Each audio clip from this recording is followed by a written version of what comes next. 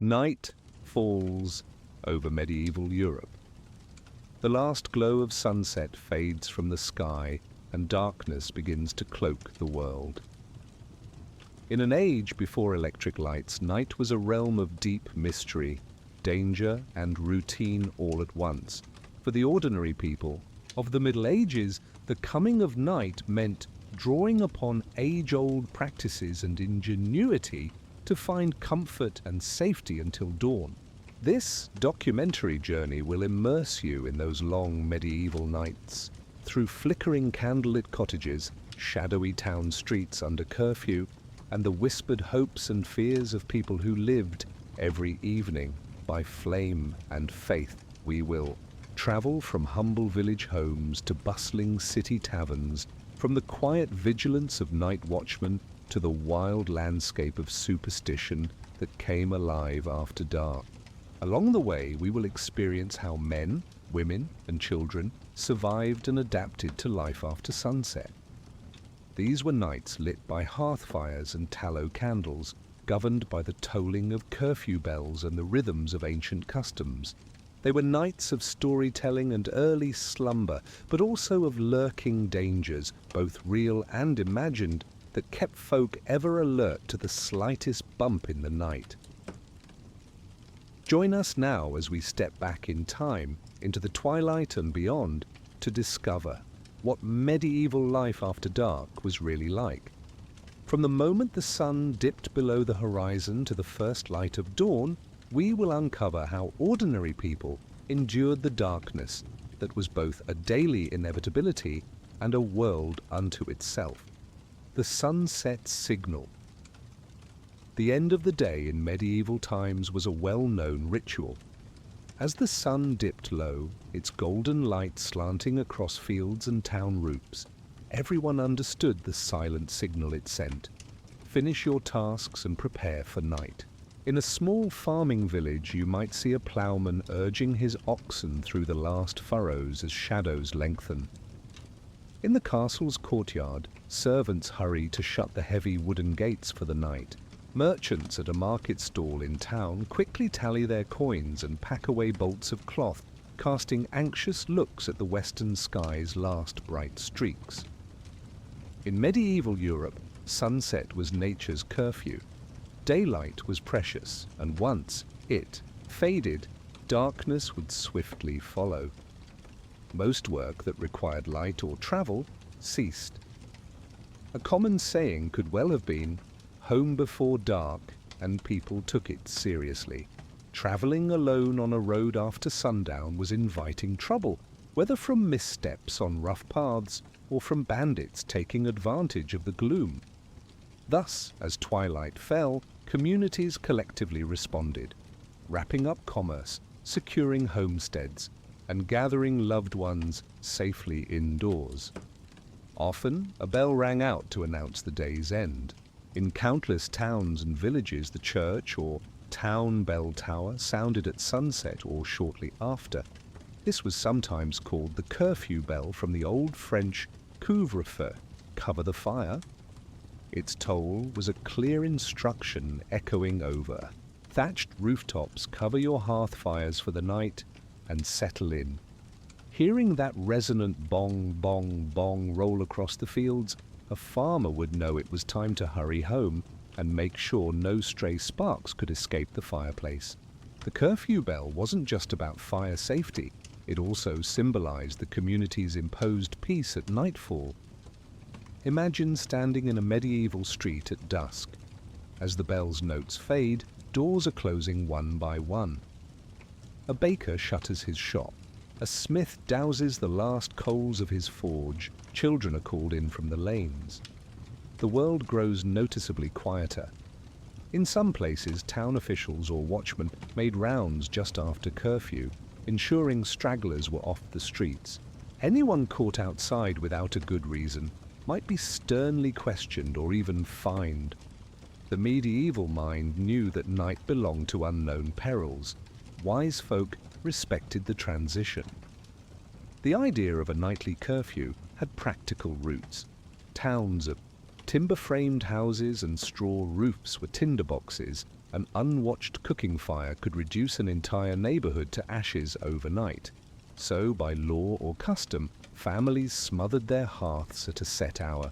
Many homes had a special metal cover or ceramic dome to place over the embers, a curfew in the original sense, allowing coals to keep slowly burning until morning without open flame.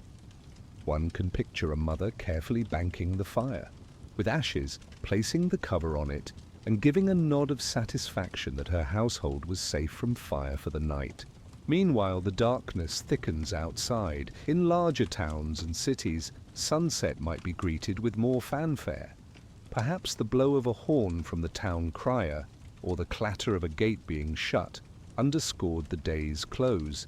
In London, as in many cities, great wooden beams or metal chains were drawn across streets to block passage in or out after a certain time. City gates groaned closed with a finality that told everyone no more entering or leaving until dawn. The city became like a locked chest with all its inhabitants inside for the night. For the ordinary folk, these signals provided a sense of order amid uncertainty. The truth was, when the sun vanished, so did certainty itself. Without modern lamps, darkness was deep and enveloping. That simple bell at dusk was more than a warning. It was also a reassurance that everyone, high or low, was in the same boat now, facing the night together, each in their own pool of flickering light. Even nature cooperated in providing a sunset signal. Birds that had sung through the afternoon fell silent or retreated to their roosts. Cows lowed at the pasture gate, wanting to be brought in for milking and shelter. Bats wheeled in the dimming sky, a living reminder that night belonged to creatures of darkness. A shepherd would note the chill that often comes as soon as the sun disappears, and would gather his flock closer to home. In forested regions, distant wolf howls might herald the onset of night, spurring woodcutters and travelers to pick up their pace towards safety.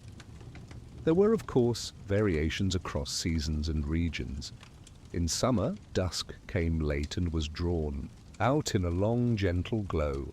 Peasants might still be out in the fields at what we'd consider bedtime, taking advantage of every extra minute of light. They might dine by daylight at nearly 9 p.m. on a June evening in the north. But come winter, darkness fell in late afternoon. By 4 or 5 p.m. a December day was done, and the long, cold night begun. People adjusted their routines accordingly. Winter. Work wrapped up early, and families faced an especially lengthy darkness to endure.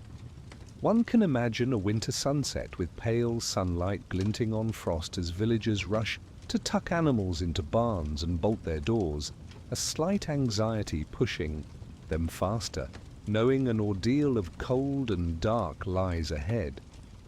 Across medieval Europe, the daily drama of sunset was both beautiful and ominous. The sky's colors might be splendid, fiery oranges, purples, and reds beyond the village church steeple, but as lovely as it was, it signaled the approach of night's hazards. Perhaps a few wistful souls paused to enjoy that beauty. A monk walking the monastery cloister at dusk might lift his eyes and murmur a prayer of thanks for the day's light before it vanished. A weary farmer might take a second to appreciate the color of the clouds as he trudged home. Yet all knew that beauty was fleeting and the practical need to be safe was paramount. So with the sunset signal, medieval communities made the collective shift from day to night. It was a decisive turning of the page. Neighbors might call out blessings, good night and God keep you, as they parted ways. Doors shut, lamps were lit, the last carts cleared off the streets. The world shrank to whatever small circle of light one could claim against the vast darkness beyond. In that moment, the medieval family or traveler felt a mix of relief that the day's labors were done, and trepidation for what the darkness might bring. Night had begun. Now survival meant trusting in flame, faith, and fellowship to carry everyone through until the morning. In our next chapter, we step inside those closed doors and draw up to the hearth to see how families made the long evenings warm, bright, and maybe even joyful in their own humble way. Hearth and hall. With dusk settled and doors barred, the medieval family turned inward to the glow of their hearth. The hearth, the open fireplace or fire pit, was the heart of the home after dark, and around it life continued in miniature. Picture a one-room peasant cottage, its walls of wattle and daub, woven sticks plastered with mud, now barely visible except for the dancing orange light from the fire. The thatched roof overhead disappears into shadow.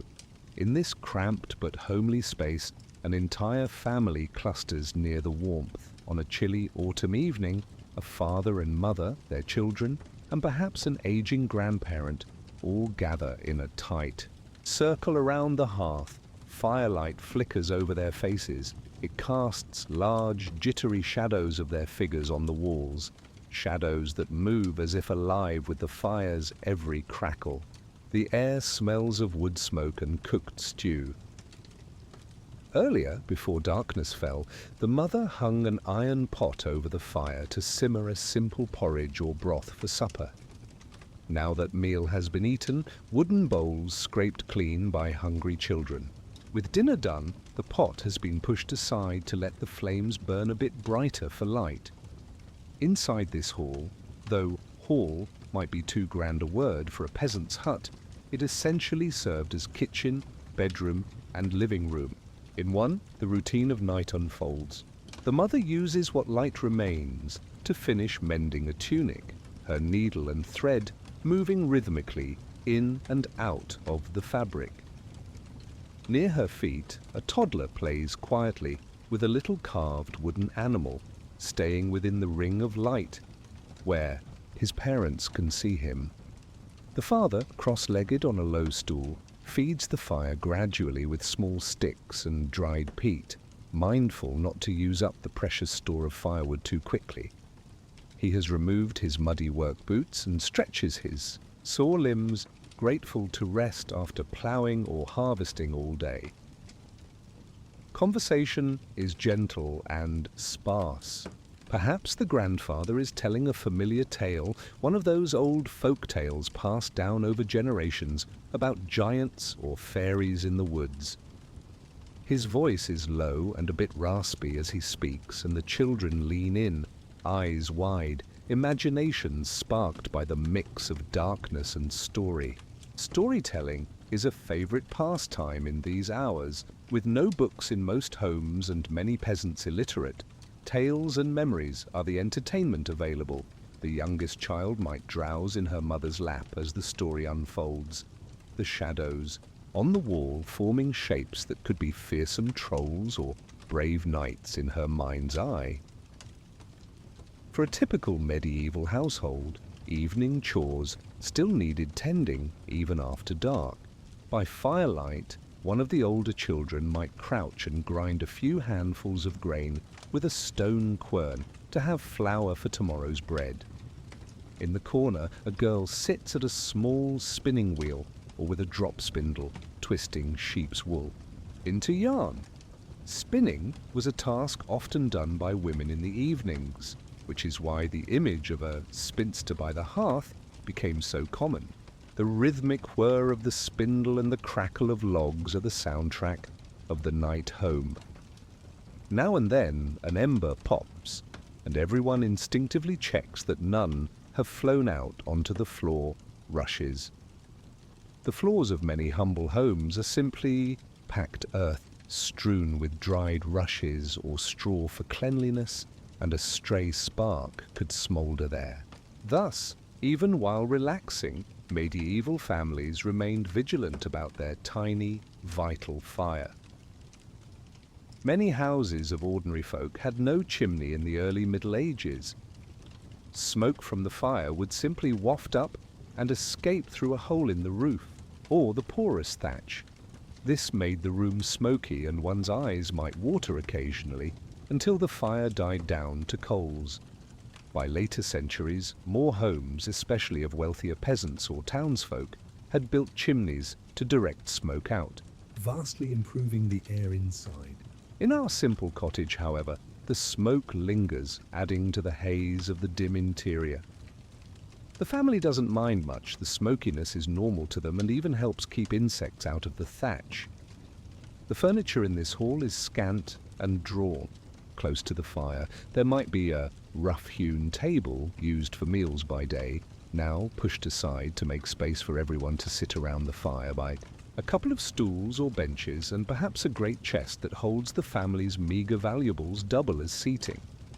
Along the walls you might see tools and farm implements hanging, just dark outlines now. A sickle, a rake, maybe the father's, bow for hunting, all waiting for the return of daylight to be useful again. At night they simply decorate the periphery, reminders of labor paused until morning. For wealthier households, like a yeoman farmer or a merchant in town, hearth and hall took on a slightly different character. Their home might have multiple rooms, even a second story, but still the main hall or kitchen with its hearth was the cozy center at night. In a timber-frame townhouse, the family could afford a candle or two of tallow in addition to the hearth set on the table to broaden the pool of light. They might have chairs with cushions and a better-stocked larder for an evening snack, perhaps some cheese or ale before bed. Yet, fundamentally, whether poor or well-off, families drew together around the light source because beyond its immediate reach, the rest of the house was in deep shadow and cold. Within castle walls or manor houses, the experience also revolved around the hall. In a great lord's castle, the main hall was a large room where during the day, feasts and business took place. At night, those halls could be draughty and imposing, but they were lit by multiple braziers, torches, and candles. Servants might bring in logs as thick as a man's arm to heap onto a grand stone fireplace that could be walked into.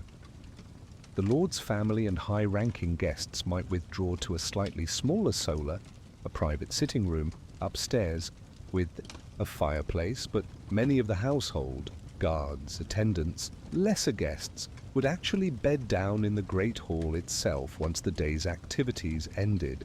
They unroll pallets or simply find a spot on the floor near the fading warmth of the central fire to sleep. But back in our humble cottage, as the hour grows later, activities wind down. The mother has finished her mending. The last stitches are hard to see as the fire sinks lower. The spindle's pile of newly wound yarn is set aside. The folktale has ended with its customary moral, perhaps be truthful and you'll defeat the giant. And the children know it's time for sleep. One by one they crawl onto the sleeping area, likely just a corner of the room where some straw or reeds are spread as bedding, with a coarse woolen blanket or two. They will lie closely together for warmth. The eldest might get the privilege of sleeping on the bench by the wall off the hard ground. If the family is fortunate, they have a simple bed frame or box bed built into the wall, but many make do with the floor. Before sleeping, it's common to say prayers.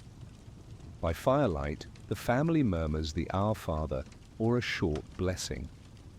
May God and His saints keep us through this night.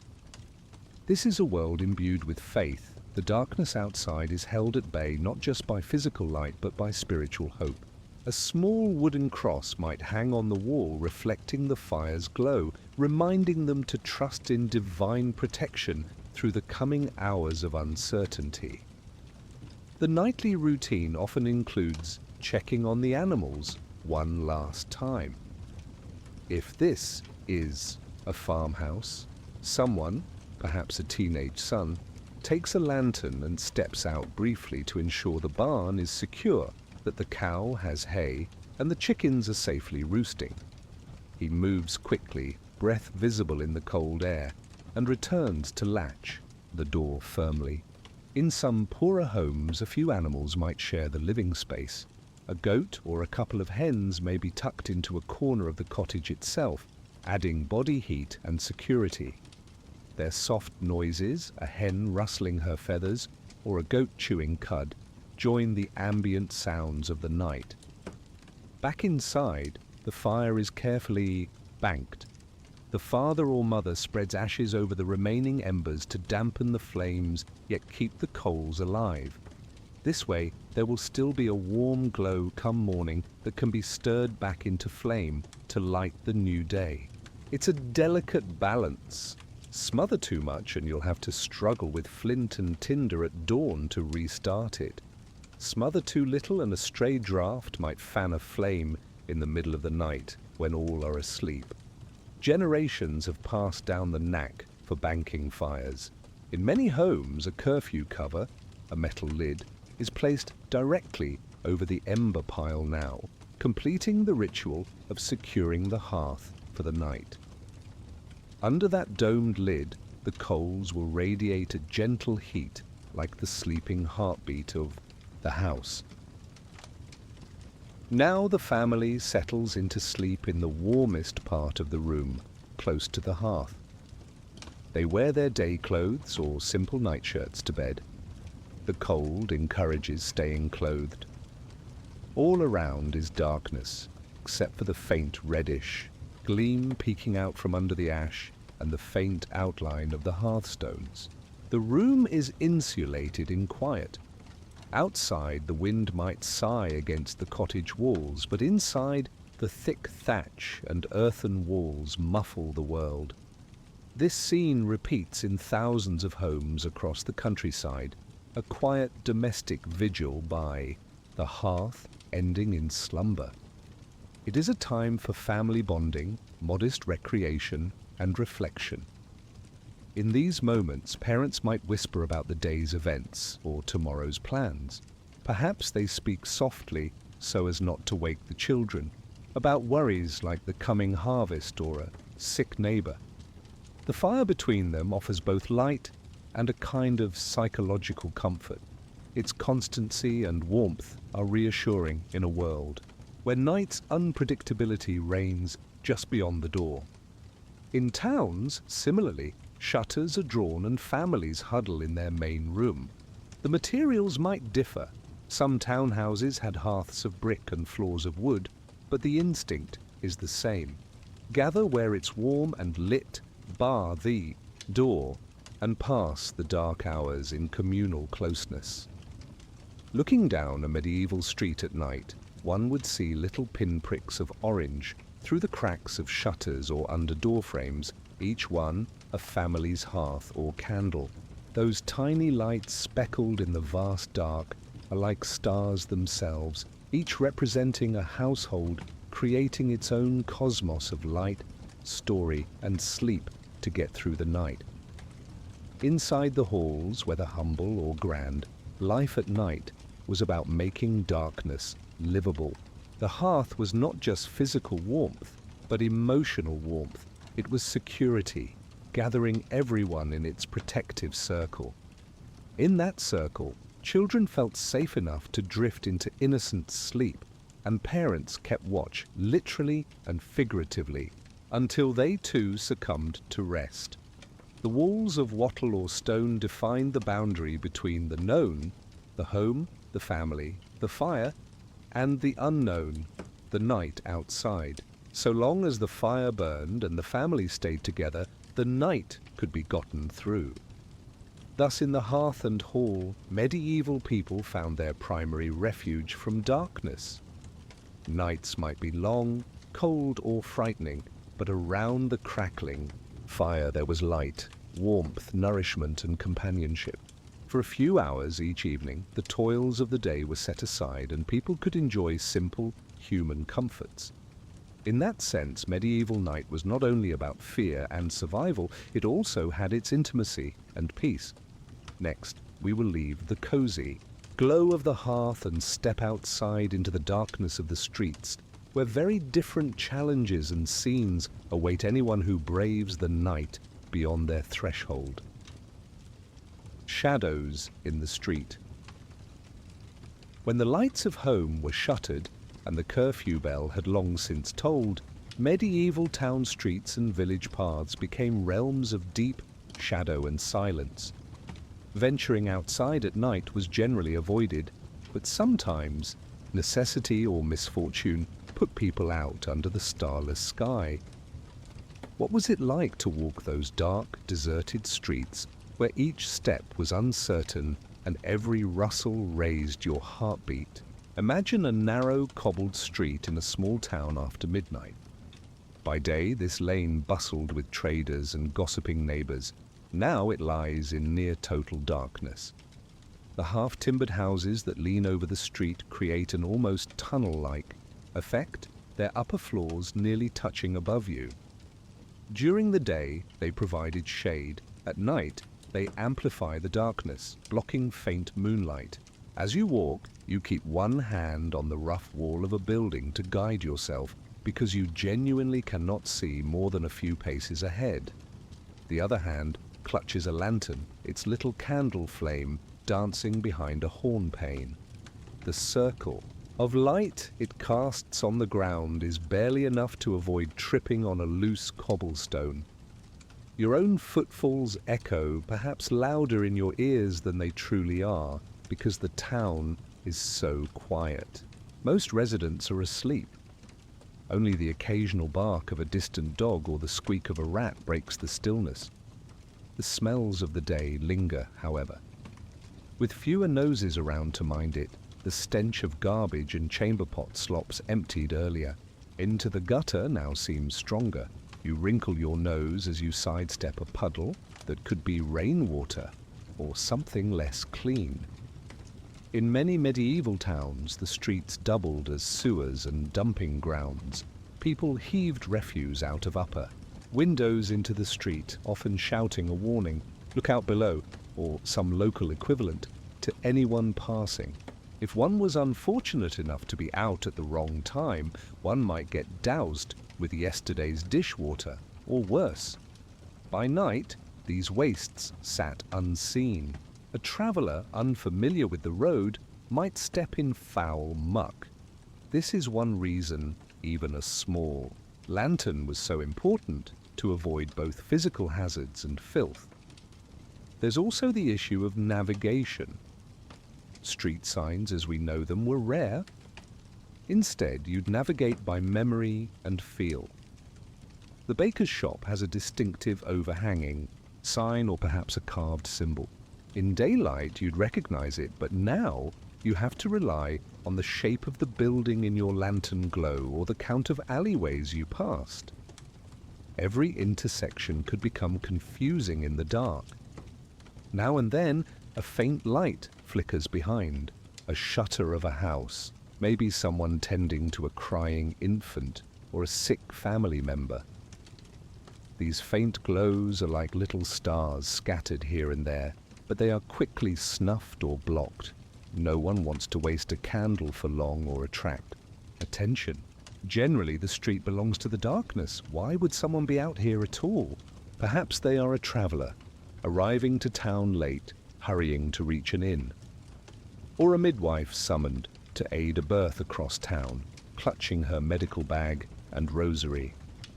Or maybe a restless soul sneaking to a secret rendezvous, hoping not to be caught by the night watch. And of course, sometimes there were individuals with ill intent, thieves, cutpurses, or burglars, who found the cover of darkness ideal.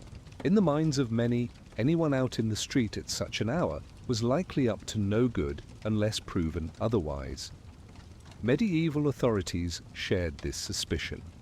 Many towns had strict rules called nightwalker statutes. Essentially, they declared that honest folk should be off the streets after curfew, and anyone wandering at night could be detained. A town guard or constable encountering you might bark a challenge. Who goes there? You'd better have a convincing reason like, "My wife is in labour and I fetched the midwife." And perhaps even that might not spare you a night in the lockup until your story can be verified at dawn. It was often assumed that those out in the dark were either criminals or potential victims. The physical dangers were real. Crime did stalk the night. A lone pedestrian could be accosted by robbers who lurked in alley mouths. A small group of bandits might slip into a town to steal under cover of darkness, knowing the local residents are abed. Even in a village, someone's chicken coop might get raided by a hungry drifter passing through at night. Townsfolk were aware of these possibilities, which is why they organized night watches and relied on neighbors to sound alarms if something suspicious was heard, a shout, the clatter of a fence. There were also hazards of a more accidental kind. One could fall into a drainage ditch or off a narrow bridge in near blackness. In cities like London or Paris, waterways and rivers ran through. By day you crossed via bridges, but at night, misjudging a step near the riverbank could mean a deadly plunge. The notion of drowning in darkness, unseen and unheard, was a genuine fear. We should not forget, too, the superstitions that made nighttime streets terrifying, even when nothing visible threatened. A traveller in the dark might recall tales of ghosts that haunt certain crossroads, or the unquiet spirits of executed criminals that supposedly linger where they died. Every shadow could hide a phantom in the imagination of a frightened walker. The very silence and inability to see clearly would amplify a person's own breathing and heartbeat, making them wonder if those were footsteps echoing, or just the blood pounding in their ears. In rural areas, streets were just paths or roads, and they could be even darker. Without any surrounding houses occasionally glimmering, a country road on a cloudy night was an abyss. Forests in particular were dreaded at night. Dense trees blocked starlight, and wolves or bandits could be about. Travelers often timed journeys so they could stop at an inn or monastery by nightfall. If caught between safe havens at dusk, they might decide to risk pressing on together rather than camping, singing hymns or songs to keep spirits up as they marched through the blackness. For those who lived in towns, sometimes stepping outside couldn't be avoided, perhaps to fetch a doctor or midwife as mentioned, or to care for an animal. In such cases they tried to mitigate danger. Never go out without a lantern or torch was likely the rule. Also, people tended to go in groups if possible. A known medieval practice was that late-night travelers would band together at city gates or taverns and walk as one company to their next stop. There's safety in numbers, and at least multiple lanterns light a better path. Some cities appointed watchmen to not only keep order, but also literally to guide people. For instance, a watchman might escort someone carrying important goods to their lodging after dark for a fee or tip, essentially acting as a human streetlight and guard combined. These were early precursors to street patrols. Let's visualize a scenario. It's past midnight in a small walled town. The moon is in and out behind clouds, giving just occasional glints of pale light. A scholar working late at the local lord's manor copying documents is finally heading home through crooked lanes. He carries a lantern and a walking stick. As he walks, the wind picks up and suddenly extinguishes his lantern's candle. He's left in utter dark, the sudden loss of light, causing him to freeze in place. His heart races. He fumbles with flint and steel from his belt pouch, trying to relight, strike, spark almost. But his hands shake because he's spooked. In the distance, he hears what might be a human cough, or perhaps just a cat. Paranoid, he presses, his back against a wall, making himself small. After a minute of deep breaths, he calms and tries the flint again. This time, the spark catches the wick's ember and the flame blooms. Relief floods him as the familiar circle of light reappears around his feet.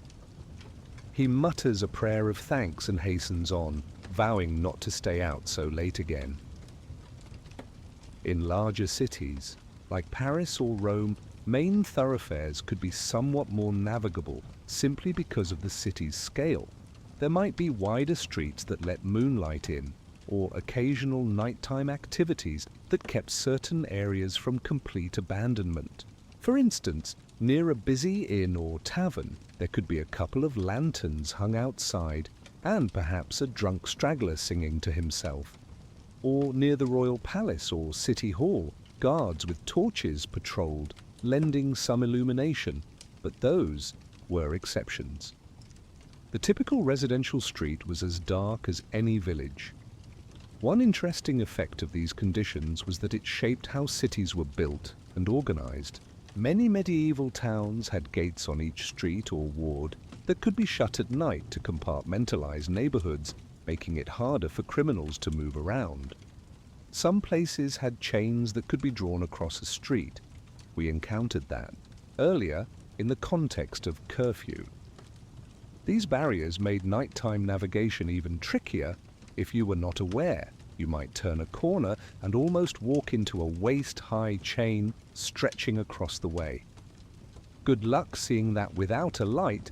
For villagers in open countryside settlements without walls, safety at night often meant community vigilance. If a suspicious noise came from outside, say the chickens clucking frantically or a dog growling, several neighboring men might grab clubs or a spear and collectively investigate by lantern. There are accounts in medieval records of village folk chasing off thieves or strange figures at night in such ad hoc fashion. A cry of alarm in the night could rally a whole hamlet. Conversely, the absence of any outcry was taken to mean all was well. Some towns had a tradition of a night crier or bellman. This man walked the streets at regular intervals, ringing a bell or wooden clapper and calling out the hour, or a simple phrase like, "All's well." The sound of his bell and voice did two things. It reassured honest citizens that watch was being kept, and it warned lurking ne'er-do-wells that the watchman was about, discouraging mischief. Hearing the echo of a watchman's call at 1 or 2 in the morning might give a restless sleeper in his bed a moment of comfort that the town had not been abandoned entirely to the dark. Nevertheless, most people prudently stayed indoors. They fortified their houses against any intrusion. Doors were secured with heavy wooden bars or locks if they had them. Shutters on ground floor windows were closed and latched. Sometimes homeowners placed obstacles like a pile of firewood or a bench behind the door so an intruder would stumble or make noise. These were simple home security measures in an age before alarms. It's worth noting that despite the fear, serious crimes at night within small communities were not an everyday occurrence. They were just dreaded because of the vulnerability. Many nights passed uneventfully under the quiet stars, but the potential for danger made the darkness oppressing. People could rarely fully relax at night outside of their bolted homes. Walking those shadowy streets also made one appreciate light all the more. If turning a corner, one suddenly saw the warm glow spilling from the open door of an inn or the torch of a watch patrol, it felt like salvation. Your pace quickens and you gravitate toward that light instinctively, just as a moth might. Shadows in the street were not only literal but metaphorical. The night hid things, and that unknown bred speculation and rumor. If a crime happened overnight, say a warehouse was broken into, by morning tongues wagged. Who was out in the dark? Did anyone see lights or figures? People might suspect the local vagabond or accuse a neighbor with a questionable reputation. Because few actually saw these events, nighttime crimes took on a cloak of mystery. To sum up, being out in a medieval street at night was a rare and nerve-wracking experience for ordinary people. Most avoided it unless absolutely compelled. Streets belonged to the shadows, and wise travelers either bunked down where they were until dawn or moved in well-armed groups. The emptiness itself was striking. What today might be a lively city. Boulevard by night would in medieval times be silent and empty, just the sound of the wind or a far-off owl. It gave a kind of curfew-enforced rest to cities themselves. After a point, even the towns slept. Having explored how the darkness enveloped the streets and what perils lurked there, we will now meet those who stood guard against these dangers. In the next chapter, the focus shifts to the guardians of the night, the watchmen and sentinels who patrolled the gloom to keep their communities safe, or at least try to, until morning's light. Guardians of the night. While most medieval folk barricaded themselves indoors after dark, certain individuals took on the duty of patrolling the night, keeping watch over sleeping communities. These were the night watchmen, constables, guards, and sentinels, the guardians of the night. Their presence was meant to deter wrongdoers, respond to emergencies like fire or crime, and reassure citizens that someone was awake and alert while they slept. But who were these watchers, and what was their nightly routine like? In a small town, the night watch might be a handful of local men assigned on rotation. Perhaps they are volunteers, or perhaps it's a civic obligation that rotates among households, much like militia duty. Armed with staves, cudgels, or spears, and carrying lanterns or shielded candles, they set out just after curfew. They often travelled in pairs or small groups for mutual protection and company. Their pace was slow and steady, their senses attuned to any anomaly, a flicker of unauthorized light, the sound of a window opening, hushed voices where none should be. A typical watchman might wear a cloak to keep out the chill and a hood, pulled low, partially to conceal his face and partially to keep warm.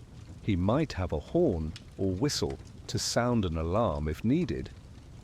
Many watchmen also carried a rattle, a wooden device that made a loud clacking noise to call for help or scare off trouble.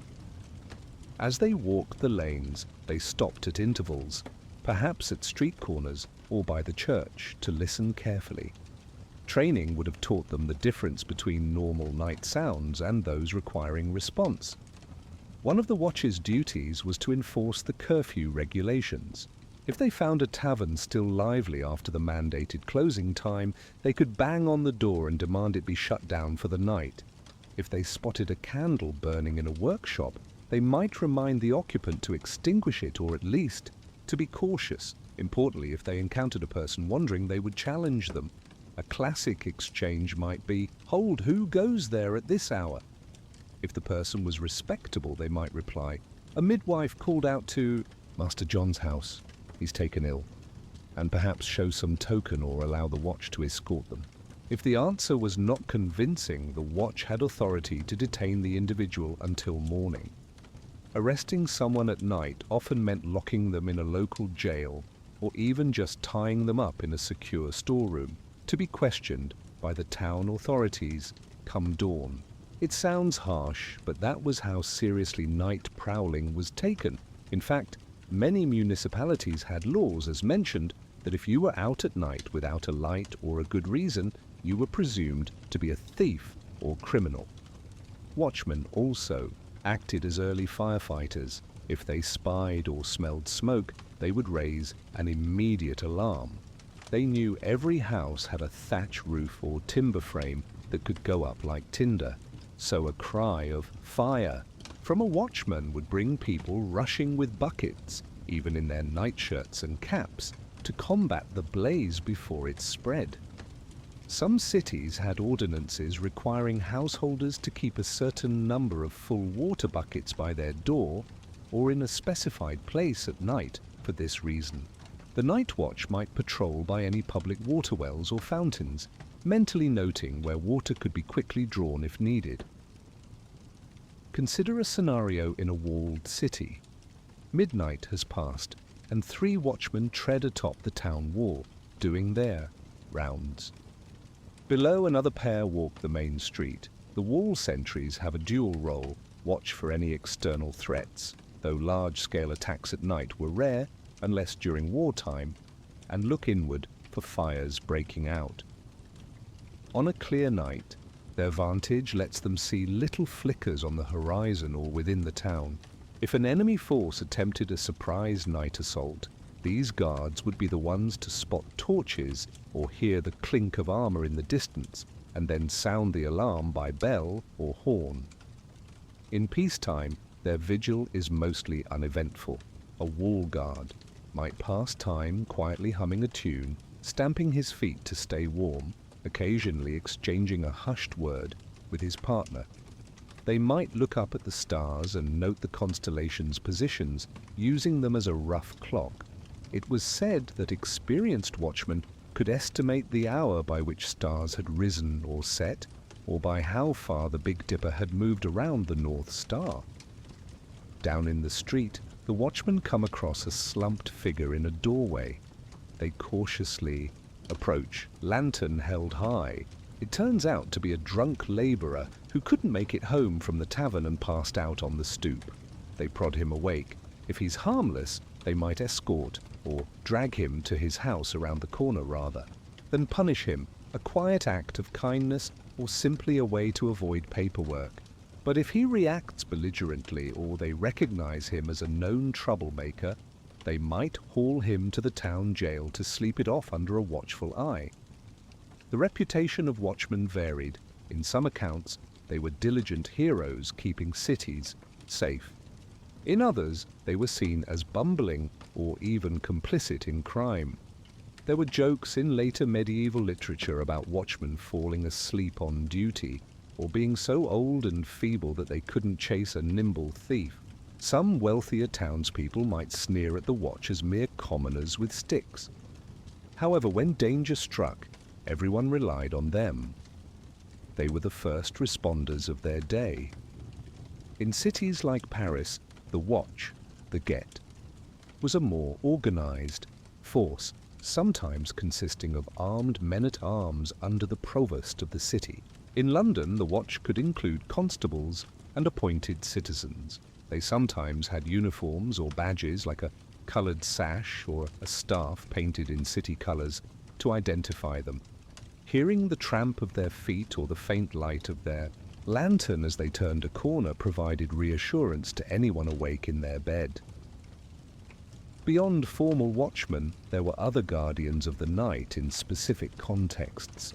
Monasteries had porters who stayed awake to supervise the gate and ensure the complex remained secure. Monasteries had their own internal curfews and silence rules at night. Castle garrisons maintained sentinels on walls and gatehouses. These castle guards often worked in shifts through the night, sometimes shouting out the hour or exchanging passwords to verify they were awake and alert. A castle guard on a winter's night might envy the sleeping soldiers in the barracks, but he knew his alertness could prevent a deadly surprise attack or catch a spy. In many villages, there was no professional watch, but a night guard might be appointed to keep an ear out for problems. Perhaps the reeve, local official, or a few robust farmers took turns staying up late, making rounds around the barns to prevent theft or arson. The guardians in rural areas also watched for animal predators, a wolf stalking the sheepfold, or a fox near the henhouse. They might sit by a bonfire at the edge of the village as a deterrent, its smoke scenting the wind to warn wild animals away. The sight of a human figure tending a fire through the late hours was a sign to all around that the community was not entirely defenseless, even at 2 a.m. One heroic aspect of night watch duty was dealing with emergencies. If a serious crime occurred, i.e., murder or brawl that spilled into the street, it was the watch's job to intervene immediately. With limited visibility and backup, this was perilous. 2 or 3 watchmen might have to break up a violent fight or pursue a fleeing criminal down labyrinthine alleys in darkness. They often had signals for help. A horn blast might summon any nearby guards or even rouse some townsfolk if needed. In dire cases, church bells could be rung to wake the whole town, though that was usually reserved for large fires or attacks. We should remember these guardians were humans, subject to the same fears as others. Walking through a creepy, silent town had its effect on them too. They had the advantage of being armed and authorized, yes, but they weren't immune to thinking a shadow moved strangely or hearing an eerie sound. The difference is they were trained, officially or just by experience, to confront fear rather than flee. They might steel themselves with thoughts of duty, or perhaps a swig of ale before their shift to warm their courage. Some carried amulets, or whispered prayers as well. After all, a watchman doesn't want to meet a ghost any more than anyone else would.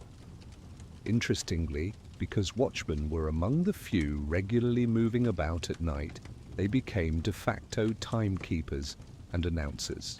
In some locales, they would call out the hour for the sleeping town. For example, a watchman might stop at an intersection and shout, "12 o'clock and all's well." His voice would echo and reassure any insomniac listening that it was midnight and nothing was afire or amiss. This practice became more common in early modern times, but its roots likely go back to the later Middle Ages in some towns. It served both as a clock and a public relations message. The guardians are on duty and things are under control, whether or not that was entirely true. There's also the matter of city gates. The night watch often was responsible for gate security. Once the gates were locked at curfew, watchmen stationed there would refuse entry to latecomers unless they had very high status or special permission. If a frantic traveller arrived after hours, the gate watch might keep them outside until morning, or very occasionally let them in if they could pay a fee or if they convinced them of an emergency. These gate guards had to be wary. An enemy scout or a criminal could pretend to be a lost traveller to get inside, so part of guarding the night was literally guarding the closed doors of the city until dawn, when they could be opened safely again. So we see that the guardians of the night were both practical keepers of order and symbolic guardians against chaos. They carried the heavy responsibility of being awake when all others slept. In doing so, they bridged the gap between night and day, ensuring that the necessary continuity of security and peace was maintained through the sunless hours. These watchmen and guards did not eliminate the dangers of night, far from it, but they imposed a measure of human agency and oversight onto a time of day largely surrendered to darkness. Because of them, people could sleep a little more soundly, knowing that if a fire started or thieves crept around, there was at least someone on the lookout. As the night wore on, some of these watchmen themselves looked forward to the relief of dawn. The first light would mean their shift was ending, and the world would soon wake and join them. In the next chapter, however, we will stay in the depths of the night but shift our focus to a different scene. The lively, if sometimes rowdy world of the tavern and inn after dark, where not everyone chose to sleep early and where fellowship and folly flowed along with ale in the flickering lamplight. Tavern Tales. Not everyone spent the entire night at home or on guard duty. In medieval towns and along busy roads, the tavern or inn was a beacon of light and life after dark. These establishments provided food, drink, and lodging, and often they would remain lively well into the night, at least until curfew, and sometimes quietly beyond it. Stepping into a medieval tavern at night was like entering a different world, a pocket of warmth, noise, and camaraderie amid the darkness and silence outside. Imagine you push open the heavy wooden door of the local inn just as night settles in. Instantly, you're greeted by a wave of sensations: the orange glow of firelight, the smell of spiced ale and roasting meat, and the sound of voices, laughter, argument, a snatch of song. Your eyes adjust from the gloom to this inviting, dim interior. The main room of the inn, often called the common room, is filled with people sitting on long benches at trestle tables or on stools by the hearth. A fire crackles in a large stone fireplace, and candles or oil lamps flicker on a few tables and wall sconces. It's still not bright by modern standards. Corners of the room lie in shadow, but compared to outside it feels cheerfully illuminated. At one table, a group of local villagers have gathered to unwind. Perhaps a few are travellers who arrived before the gates closed, now swapping tales with the townsfolk over jugs of ale. Clay mugs and wooden cups thump on the table as they drink heartily. One man with flushed cheeks is recounting a humorous story, maybe a trick he played on a friend or a funny incident from the harvest, and those around him roar with laughter. The tavern allows people a rare chance to be boisterous at night, without fear. Here, noise and merriment are the point. In a corner, there's a quieter scene. An old storyteller or minstrel plucks a lute and sings a ballad softly, while a few listeners lean in. The tune is a melancholy one about a knight wandering in the night, searching for his lost love. The words get partially drowned out whenever a burst of laughter erupts from the other side of the room. Still, the melody adds an atmosphere, weaving through the background like a thread of silver. The innkeeper, often called the host or hostess, and maybe a servant or two, bustle about. They carry trays with simple meals, bowls of stew, hunk of bread, maybe a bit of cheese, to those willing to pay. The quality of the fare depends on the prosperity of the tavern. In a poor village alehouse, it might just be stale bread and ale. In a prosperous roadside inn, you might get a hot pottage, roasted fowl, or pies. But more than food, drink is the main draw. Large pitchers of ale and beer, or wine if available, are continually being poured. The innkeeper's wife might be behind a makeshift bar, doling out refills and collecting coin or barter. Some pay with a bit of grain or a piece of cloth if coin is scarce. The tavern is one place where social classes can mix, to a degree. A well-off merchant and a humble farmer might sit at the same table if travelling, sharing in the communal stew pot, even if they don't converse much. However, in towns there were often different quality establishments, finer inns for rich, travellers and simpler taverns for locals. Our scene is a middling place, so it's mostly common folk and weary wayfarers, plus perhaps a young squire or cleric on the road. What kinds of stories and talk fill the smoky air? Everything from local gossip. Did you hear Miller Thomas's daughter is to marry the cooper's son? To fantastic tales brought by travellers. I passed a village where a two-headed calf was born, imagine that. News moves slowly in the Middle Ages, and inns are clearinghouses of information. A peddler passing through might excitedly describe news from the nearest city. The king's army won a battle in the north, a month after it happened, and the locals soak it in, having had no other way to learn it. In the corner, a dice game is underway. Two young men inned. Rough tunics crouch on the floor where they've thrown a little casting blanket. By the light of a single tallow candle, they shake sheep knucklebone dice in a cup, cast them, wagering a few pennies or tokens. A small crowd cheers or groans at each throw, enjoying the vicarious thrill. Gambling was technically frowned upon by authorities and clergy, but it was a popular pastime in taverns nonetheless. Card games wouldn't appear until late medieval times, and even then only simple ones. But dice and board games like tables, backgammon, were common. Taverns could also be somewhat rough places. An ale-fueled disagreement might break out. Say, two merchants disputing the terms of a deal, or two locals arguing over a past slight. Voices rise. Perhaps a bench scrapes back abruptly as one stands in anger. Others intervene with claps on the shoulder. Peace, friend, have another drink. no need for quarrel. Most nights, people managed to calm things down themselves, knowing that if a fight escalated seriously, the tavern could get in trouble with the law, and the host might be fined or shut down. Still, tavern brawls did happen. A punch thrown, a knife drawn. These were the risks of mixing drink and tempers. Many cities had rules like no weapons in taverns and required patrons to leave swords at the door, precisely to reduce deadly outcomes. In a small village inn, though, likely everyone knew each other, which moderated violence somewhat. You'd have to face that person again sober tomorrow, after all. Amidst the camaraderie, there's also an undertone of less wholesome activity. Taverns were often linked with brothels or informal encounters.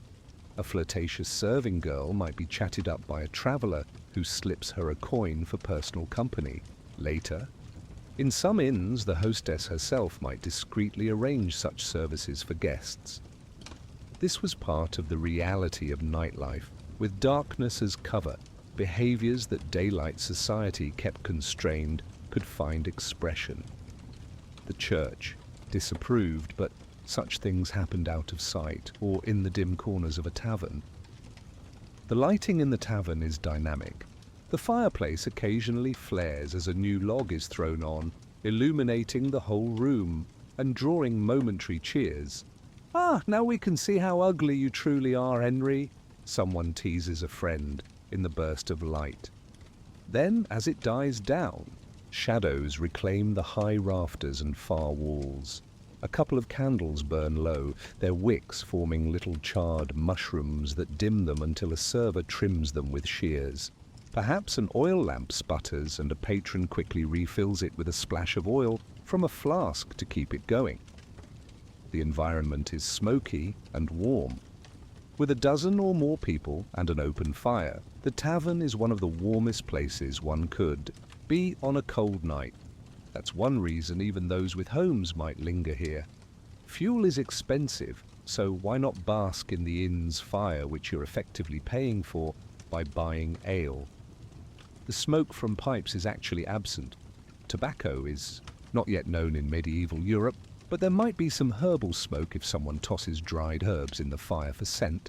Mostly, the haze comes from the hearth and many candles. As the night wears on, the crowd thins. The curfew bell rang some time ago, and the more law-abiding or anxious folk left to get home before the streets became too dangerous. Those remaining are the ones with lodging at the inn, travellers who have rented a bed or pallet for the night, or locals who aren't too worried about a run-in with the watch, or perhaps the watch in this small town is lenient or even present in the tavern, themselves enjoying a pint off duty. Eventually the innkeeper will start to wind things down. He might announce, "Time, good folk, time to rest. We've an early morn ahead." He'll make sure the remaining candles are not wasted to stubs. He'll extinguish some, keeping just one or two for people to find their beds. Any lingering embers in the hearth are banked safely. Last thing he wants is an overnight fire in his own establishment. For those travellers staying the night, accommodations are simple. Forget any notion of private hotel rooms. In a typical inn, travellers share a common sleeping space. Perhaps in an upstairs loft or a back room, a large straw mattress or several pallets on the floor are laid out. Men, and sometimes women who are strangers, might end up sleeping side by side. Better inns offered separate quarters for women, or at least a partition, but many did not. Bedfellows in medieval inns were a common reality.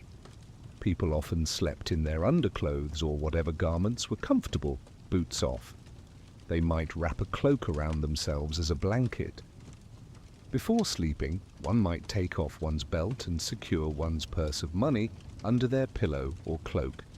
Theft was a worry, as a dishonest bunkmate could quietly rummage through belongings. There's a famous complaint by the scholar Erasmus, a bit beyond medieval times, early 1500s, about the horrors of sharing an inn bed with strangers, from snoring and fleas to the risk of a dagger in the night. Those issues certainly existed earlier.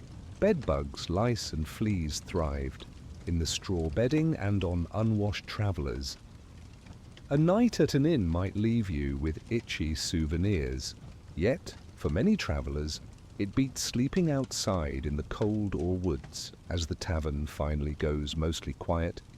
Maybe one or two guests still whisper by the dying fire, discussing business or exchanging tales long past midnight. A deep sense of collegiality can develop. Bonds form between travellers who meet by chance. Tomorrow they may go separate ways, but tonight they share bread and warmth, almost like family.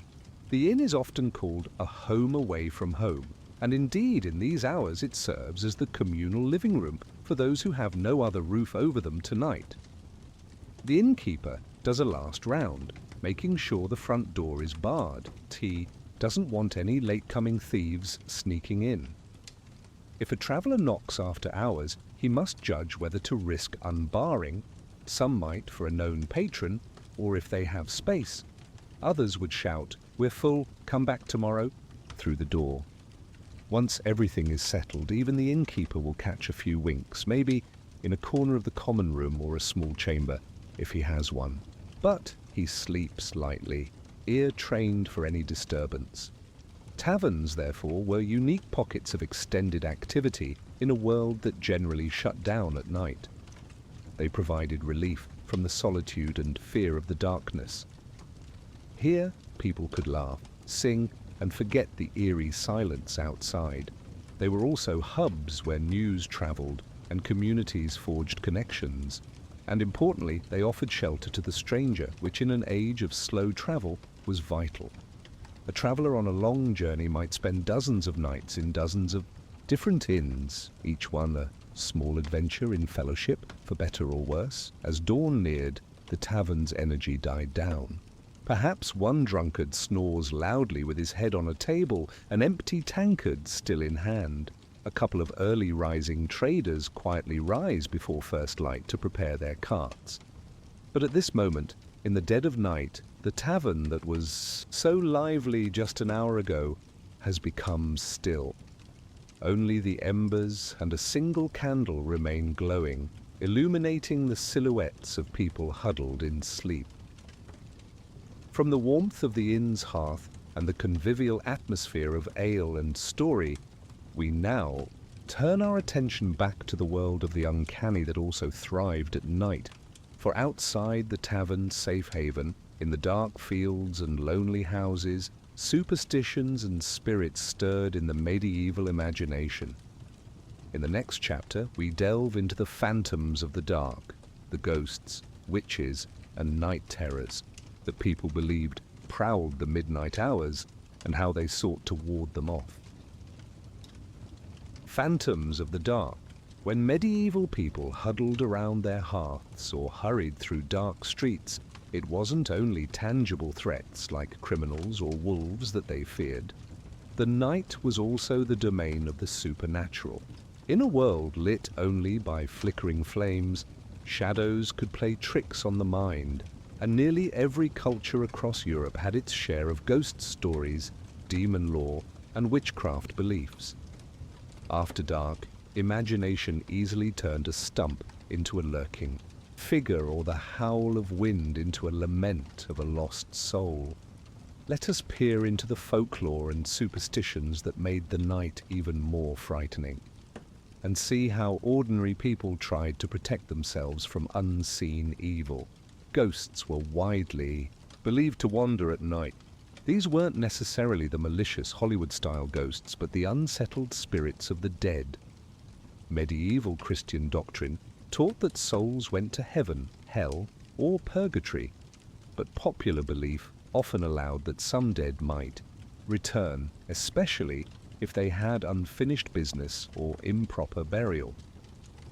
A common tale in many villages, a certain lane or crossroads is haunted by a figure after midnight, perhaps a monk carrying his head, or a lady in white who died tragically. People would avoid these spots at night, or, if they had to pass, They might recite a prayer like the Our Father, or make the sign of the cross, hoping to ward off any encounter. One chilling story might involve a traveller seeing a light on that deserted crossroads at midnight and encountering a spectral funeral procession, a known motif in medieval lore, or the tale of a recently deceased villager who is seen walking at night near his home, causing panic until the priest performs a special mass to lay the spirit to rest. Such ghost stories were not merely for entertainment, they reinforced moral lessons: don't be sinful or you might not find peace in death, and underscored how the darkness was viewed as a thin veil between the living and the dead. Then there were the demons and devils. The medieval church often reminded people that Satan was a prince of darkness and that evil things thrived at night. Parents might warn children that if they misbehaved, demons would snatch them after sundown. Illnesses that struck at night, like sudden fevers or seizures, might be attributed to demonic activity. The phenomenon of sleep paralysis, where one wakes up but cannot move and feels a presence, was explained by folklore as a demon or nightmare sitting on the chest of the sleeper. Indeed, the term nightmare originally referred to a malign spirit, often depicted as a hag or goblin, that would ride a sleeper, causing bad dreams. To combat these unseen threats, people turned to protective measures, both religious and magical.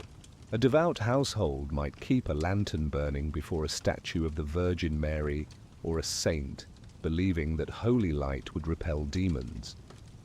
Or they might bless the house by sprinkling holy water in each room at nightfall.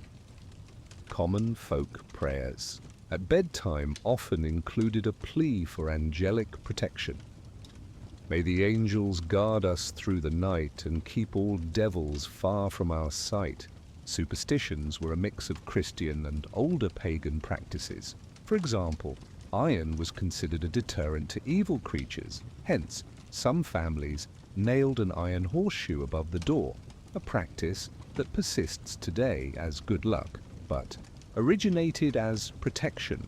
Iron was thought to burn or repel fairies and witches. Garlic and herbs like St. John's wort were believed to ward off evil spirits and were sometimes hung in windows or around necks. Witches, as we conceive them now, emerged strongly in the late medieval period. Earlier in the Middle Ages, belief in magic workers certainly existed, but it was often thought of as individual sorcerers or wise women doing spells. By the 15th century, however, the fear of organized covens of witches meeting at night to worship the devil, the witches' Sabbath, had taken hold in parts of Europe. People imagined witches flying through the night sky on broomsticks or pitchforks, gathering in remote places, often at midnight or the witching hour, to perform dark rites, make pacts with Satan, and concoct evil potions. These ideas terrified communities. A bump in the night might lead someone to whisper, "Perhaps the witches are out tonight." For example, Walpurgis Night, April 30th, was, in German folklore, a night when witches were said to assemble on Brocken Mountain. To counteract that, villagers would light bonfires to ward them off. Similarly, the eve of May Day and Midsummer were times when magic was believed to be afoot at night, so protective measures like bonfires or staying awake through the night, in vigil, often with community merriment, were employed. Even outside of these special dates, any strange occurrence at night could be pinned on witches or spirits. A cow falling ill in the morning, a churn of butter failing despite the milk being good, a baby waking with mysterious scratches. Surely some hag flew in through the keyhole and cursed them. As a defense, people might draw chalk marks of a cross or pentangle on their doors, or leave a bowl of salt on the doorstep. Salt was pure and repulsive to witches. Some would keep a sprig of rowan or other sacred wood above the bed. The night was also thought to belong to fairies and other creatures in some regions. In Celtic lands like Ireland or Highland Scotland, folk believed that at night, especially under the light of the moon, fairies would come out to dance in fairia, rings, circles of mushrooms or trodden grass. While often not considered evil per se, these fairies could be dangerous if disturbed. A traveller might unwittingly walk into a fairy circle and be taken or lose time. There are tales of someone dancing with fairies and thinking a few minutes passed, only to find it was years. To avoid such mishaps, people would steer clear of known fairy haunts at night, and perhaps carry protective charms like cold iron or a bit of bread, offerings to toss should fairies approach. On the scarier side, there were werewolf legends, particularly in French and German tales. It was said that certain people, by curse or by choice, could turn into wolves at night and prowl for human or livestock victims. If a series of sheep were found slaughtered mysteriously, some might whisper that a werewolf was about. Nights of the full moon were especially ominous. Though the full-blown werewolf panic is more pronounced in early modern times, medieval chronicles and stories did mention shapeshifters. One famous medieval account by Gervase of Tilbury, early 13th century, discusses how on certain nights men could turn into wolves and later return to human form, remembering everything they did as wolves. People believed that one way to identify a werewolf in human form was wounds. If you injured the wolf, the person would bear the same wound. Because of such beliefs, on bright moonlit nights, ironically when visibility was better, some were still fearful because they believed the moon stirred up lunacy, from luna, the moon, and creatures like werewolves. The concept of the witching hour, later thought of as midnight or 3 a.m., was essentially the time when supernatural creatures had free rein. Many believed that at midnight specifically, ghosts might be strongest. By cock's crow, traditionally, around 3 a.m. or later, those spirits would flee for dawn was coming. There were communal efforts to ward off evil. For example, ringing church bells at night during storms was practiced in parts of Europe to scare away storm demons or evil spirit. Riding the winds, the sound of a consecrated bell was believed to disrupt malevolent forces.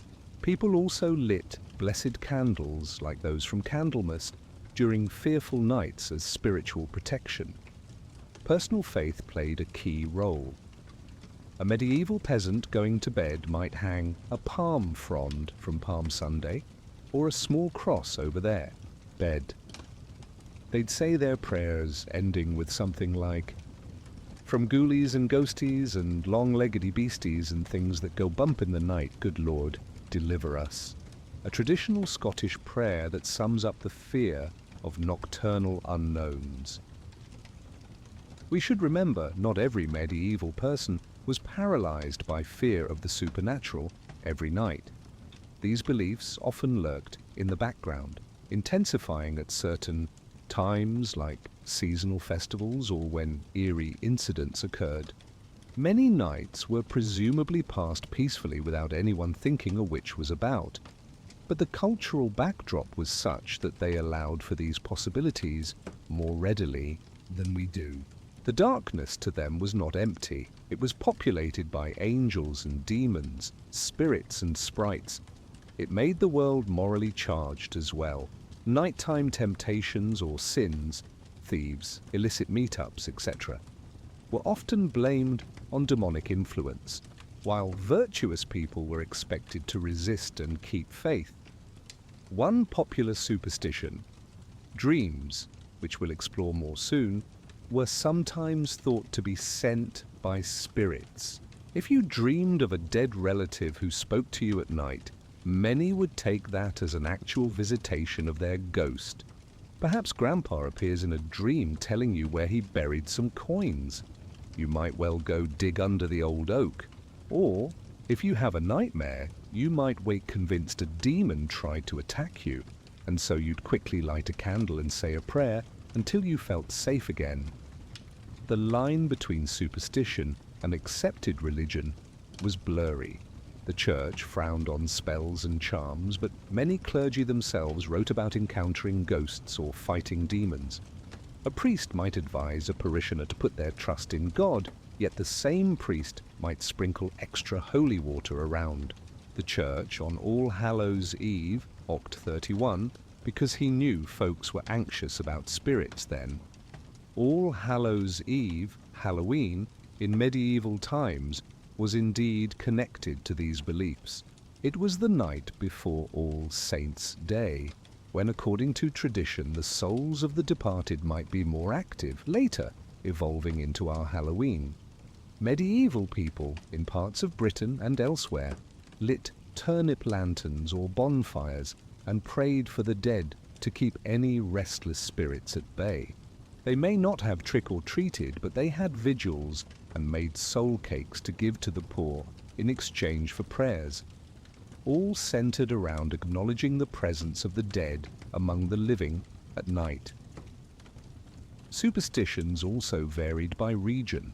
In Scandinavia, the long winter nights were filled with tales of the wild hunt, a ghostly cavalcade of riders led by Odin or other figures racing across the sky. If you heard wind howling and pounding hooves overhead, some said it was the wild hunt chasing damned souls. One should not go out then, or you might be swept up. In Eastern Europe, concerns about vampires, though the term wasn't common yet, and revenants were recorded. There are medieval accounts in England of revenants, basically zombies, where corpses of wicked men were said to leave their graves and terrorize villages at night, only to be put down by brave villagers who dug them up and burned them. These are precursors to later vampire lore and show that the undead as a concept did exist in medieval imagination. With all these fears, people found solace in collective rituals. Night masses or vigils were comforting because they turned a potentially frightening time into a sacred gathering. Imagine the contrast. Outside, you fear ghosts, but inside the church at midnight on Christmas Eve, hundreds gather with candles, singing hymns. In that sphere of light and devotion, the scary night loses its power. Community bonfires on Midsummer Night, the shortest night of the year, were similar. They lit up the darkness and involved laughter, dance, and trust in God's protection. During a night historically seen as magical. In daily practice, the average person would address their fear of phantoms with small acts, keeping a light, saying a prayer, carrying an amulet, or simply refusing to speak of certain things after dark. Some believed that naming a demon could attract it. Parents comforted kids with lullabies that doubled as prayers for angelic guardians at night, such as the origin of the bedtime prayer, "Now I lay me down to sleep," which in one version ends with asking for angels to watch me through the night. So, in those deep hours when the fire burned low and the family lay in silence, a creak in the rafters or a moan of wind might send a ripple of fear through even a stout heart. Perhaps the father of the house would quietly stoke the fire and murmur "begone" to whatever invisible eyes he felt, or a mother would draw her sleeping child closer. Yet by confronting these fears through faith and folklore, medieval people made psychological sense of the night. The phantoms were frightening, yes, but they were part of a moral universe where good could contend with evil. Having delved into the shadowy realm of superstition, we'll now shift to a different aspect of night, how nature itself, the weather and the heavenly bodies, influenced the nocturnal experience. The next chapter will explore tempests and moonlight, examining how the elements and seasons colored the medieval night with either fury or gentle radiance, and what meaning people found in the natural phenomena that unfolded under darkness. Tempests and moonlight. Not all the drama of medieval nights came from human or supernatural sources. Nature itself often took center stage after sundown. The play of weather and the cycles of the moon and stars made each night unique. Some nights were serene and beautiful, with silver moonbeams and cricket chirps. Others were terrifyingly violent, with thunder shaking the rafters and lightning illuminating fearsome clouds. Medieval people, attuned to the natural world, keenly felt these variations. Nighttime weather could be a boon or a bane, sometimes interpreted as a sign from above or a portent of things to come. Consider the experience of a stormy night in the Middle Ages. In a small cottage, the family has drifted into sleep when suddenly a gust of wind slams against the house. The thatch roof rustles and beams creak. Moments later, a brilliant flash of lightning sears through every crack and cranny, startling the light sleepers awake. A heartbeat passes, then an enormous crack of thunder explodes overhead, enough to make the children scream and the dog bark wildly. The house feels momentarily fragile in the face of such power. Rain begins to pound on the roof like a drum roll. Parents leap into action. The father ensures the hearth fire is properly smothered. Lightning could strike and send sparks flying, or a sudden downdraft might cause it to flare. The mother gathers the children closer, whispering prayers. Saint Barbara and Saint Nicholas protect us this night. Saint Barbara was invoked against lightning and sudden death. Some families lit a blessed candle during storms, believing it could ward off lightning strikes. Indeed, monasteries and churches often rang bells during storms, both practically to warn people and spiritually to drive away storm demons as they believed. A medieval house had no lightning rods, an invention of the 18th century, so a direct strike could set the building ablaze or worse. People knew of such tragedies, so each lightning flash was met with both awe and dread. They might mentally calculate distance by counting seconds between flash and boom, a primitive yet universal Habit. If thunder followed almost immediately, hearts would jump, because that meant the strike was very close. A storm at sea was even worse. Sailors caught at night in a tempest had slim chances. Those safe on land, hearing a tempest, might murmur about any travelers or fishermen out there saying, "God help them." Storms also could bring hail that shredded crops or high winds that toppled barns. Thus, a tempestuous night held real peril for livelihoods and lives. On the other hand, a clear, calm night could be magical. Step outside on a cloudless evening far from city lights. Indeed, all medieval places were far from modern light pollution, and you would see the sky as a blazing tapestry of stars. The Milky Way stretching overhead was a common sight, often called the Galaxy or Milky Road, interpreted by some as the path of the holy, or even as a heavenly river of light. Constellations were noted. Everyone recognized the Big Dipper, part of Ursa Major, often calling it Charles's Wain, the wagon, and knew the North Star, which helped guide travelers. Shooting stars were noticed with delight or trepidation, sometimes seen as omens or souls moving. Without clocks, some peasants even roughly told time by stars if they were knowledgeable.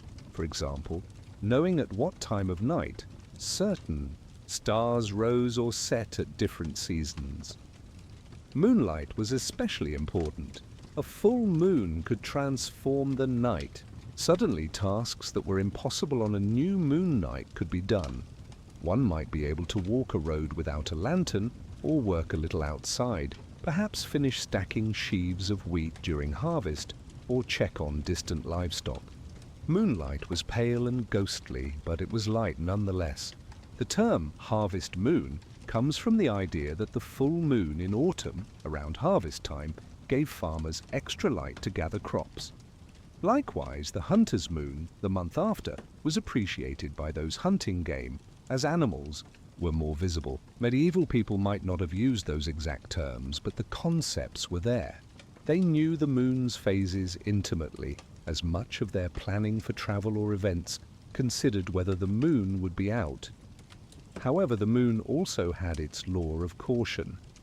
As mentioned, it was linked to lunacy. It was observed that some people's moods or health issues like epilepsy seemed to worsen with the full moon. They might call a mentally ill person a lunatic in the sense that the moon influenced them. Sleepwalking was sometimes called moonstruck behavior. During a full moon, nights were brighter but also perhaps eerier. Imagine the landscape washed in silver with stark black shadows. A lonely ruin or a gnarled tree under the full moon could fuel imagination of ghosts. Many ghost or werewolf stories indeed specify happenings on full moon nights. Conversely, a new moon, when no moon is visible, made nights profoundly dark, and those were often thought as prime time for witchcraft or thievery, since even fewer people would dare venture out or see mischief happening. Medieval calendars and practices were tied to lunar cycles. The date of Easter, for example, is based on the spring full moon. So people paid attention to the moon regularly. Some folks planted or harvested based on moon phases, believing certain phases were more auspicious. Apart from light, the length of night varied with seasons and latitudes, impacting life drastically. In high northern Europe, Scandinavia, Scotland, winter nights stretched extremely long. In December, the sun might set before 4 p.m. and not rise until 9 or 10 a.m. That's 16 plus hours of darkness. Imagine the candles and fuel needed, which most people didn't have, so much of that time was spent in darkness or sleep. People adapted by sleeping more or dividing their sleep, as we'll soon discuss in the sleep chapter, and also by finding indoor diversions. Winter nights likely saw more storytelling, crafting, like carving, knitting by firelight if possible, and perhaps communal gatherings like neighbors coming together around one hearth, since one fire for two families saved resources. Summer, by contrast, had short nights. In some places in June, darkness barely lasted a few hours. Twilight lingered late and dawn came early. People took advantage. They might work later in the fields or socialize outside in the cool evening air. A summer night with warm breeze might find villagers sitting on a doorstep chatting, or lovers taking a secret walk among the haystacks. Summer nights were gentler, though they had their own hazards, for example, more insects, or the risk of waking up to find a wolf sneaked near while you dozed outside. Another natural phenomenon of night is the sounds of nature. In the countryside, the night was anything but silent once you listened. Crickets and frogs chirping, owls hooting, foxes barking, nightingales singing in some regions. These could be comforting or disconcerting. An owl's screech, for instance, was often considered an omen of death or misfortune. A common superstition was that if an owl perched on a roof and hooted, it meant someone in that house would die. So hearing an owl might send a chill down an otherwise rational farmer's spine. On the other hand, the gentle trill of a nightingale could be romanticized, inspiring poets to write about longing and love at night. The interplay of weather and belief is evident too in events like comets or eclipses. A bright comet suddenly appearing in the sky, like Halley's Comet in 1066, terrified many. They saw it as a flaming sword in the heavens, a sure sign God was warning of upheaval, and indeed, 1066 was the Norman conquest of England. People later connected the comet to that. A lunar eclipse, where the full moon turns blood red and then dark, during the Middle Ages would cause widespread alarm. The common folk might not understand the astronomy. They might think a dragon or demon was literally devouring the moon, Some communities would bang pots and pans or ring bells during an eclipse, attempting to scare off the monster and bring back the moon. One account from the time of Columbus, slightly post-medieval, is famous, where he used knowledge of an upcoming lunar eclipse to fool Caribbean islanders into helping him, claiming his god would make the moon disappear as a sign. But even in earlier times, educated monks had access to astronomical tables and sometimes could predict eclipses. If they did, they might try to calm people. Fear not, it will pass. If not, everyone just endured the dread until the moons. Light returned, perhaps praying fervently. Auroras, northern lights, were occasionally seen in northern Europe. To the medieval eye, an aurora could look like red or green shimmering lights or waves in the sky at night. Some thought these were reflections from heavenly armies clashing or divine portent. Chronicles mention blood-red skies at night that likely were auroras or high atmosphere phenomena, inevitably followed by interpretations of doom or wonder. The weather also affected travel and work at night. A bright, moonlit, clear night was relatively safe to travel in, bandits aside. People could see where they were going and enjoyed the cool air if it had been a hot day. But a foggy night, fog in a medieval town with open sewers, would be foul-smelling. In moors and fields it was disorienting. People feared mist as well because it lowered visibility even more and conjured images of ghostly figures.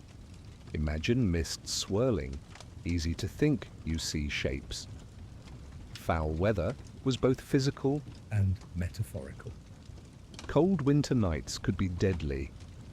There are stories of people lost in blizzards who froze to death a mere stone's throw from their cottage because they got disoriented.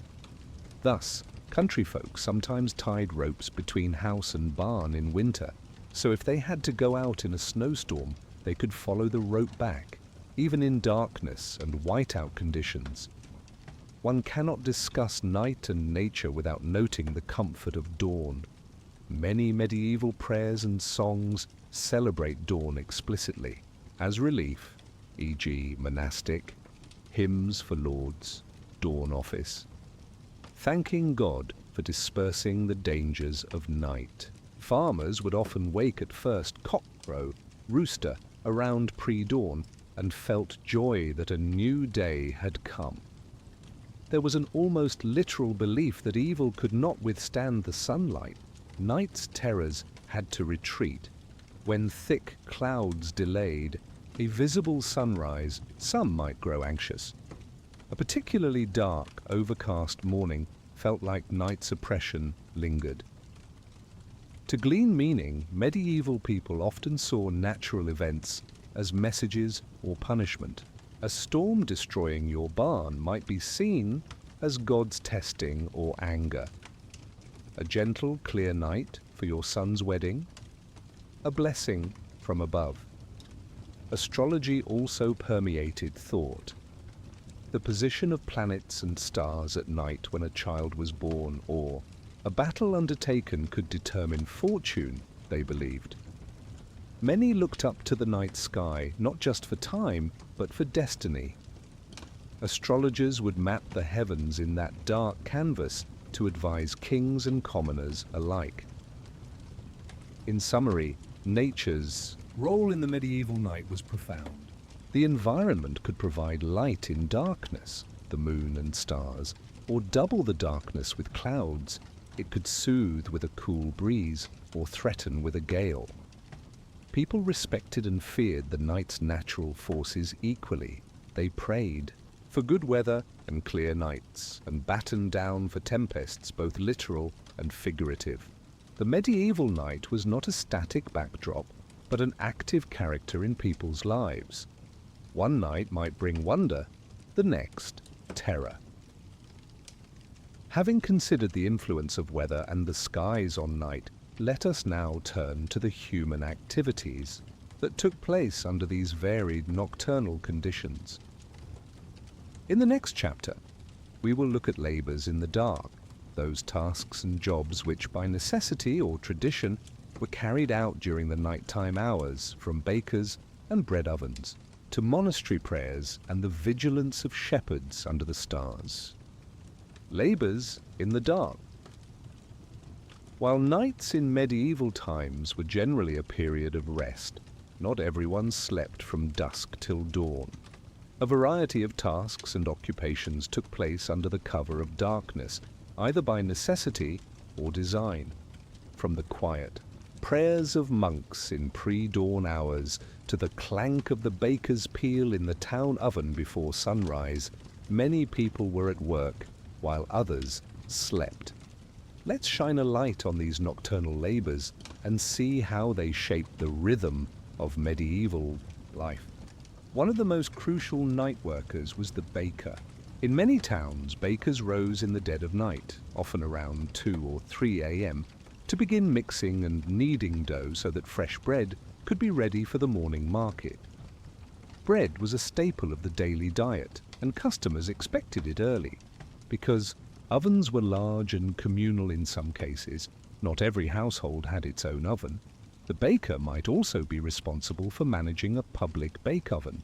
Picture a baker's workshop in the pre-dawn. It's dark outside, maybe a cock has just crowed once or twice, but inside the oven's fire glows intensely. The baker and perhaps an apprentice work by the combined light of the flames and a couple of oil lamps. They mix flour, water, and yesterday's sourdough starter, their hands white with flour and sticky with dough. The silence of the night is broken only by their soft conversation and the thump of dough being thrown onto the wooden table for kneading. By the time the dough has risen and is shaped into loaves, the oven is hot. The baker uses a long-handled peel, a flat paddle, to slide loaves into the oven's maw. Now as the bread bakes, a wonderful aroma wafts through the deserted streets, possibly stirring some slumbering townsfolk to pleasant dreams of breakfast. The baker might catch a short rest by the oven's warmth, knowing he'll soon have to pull out the finished loaves and start arranging them for sale or delivery.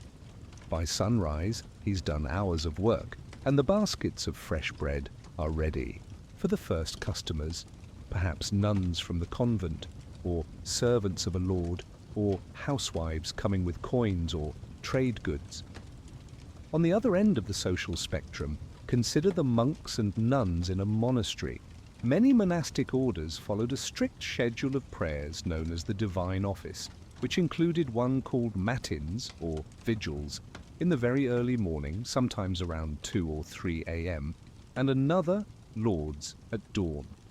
This meant that monks often deliberately interrupted their night's sleep to rise in the darkness and pray. In a Benedictine abbey, a bell would ring in the pitch-dark dormitory. The monks would stir from their simple cots or straw mattresses, wrap their habits around themselves, and proceed in silence through chilly stone corridors to the church. There, by candlelight, they would chant psalms and readings for an hour or more, their voices echoing eerily yet beautifully in the darkness, a kind of living bulwark against the spiritual perils of the night. When matins ended, they might return to bed for a brief second sleep until dawn's lauds. This practice of vigil was a labour of devotion, a kind of work of the spirit, believing that their prayers in these lonely hours helped keep the world turning and souls saved. Another Who might work at night was the watchman whom we have discussed. His labour was maintaining safety, but it was indeed a job, walking, watching, confronting issues as needed. Similarly, city night porters, someone who kept watch at the gates of a castle or a city wall all night, had to remain awake and alert as their duty. They might pace or do light tasks like whittling or mending a small piece of gear to stay alert. Midwives and healers were essentially on call at all hours.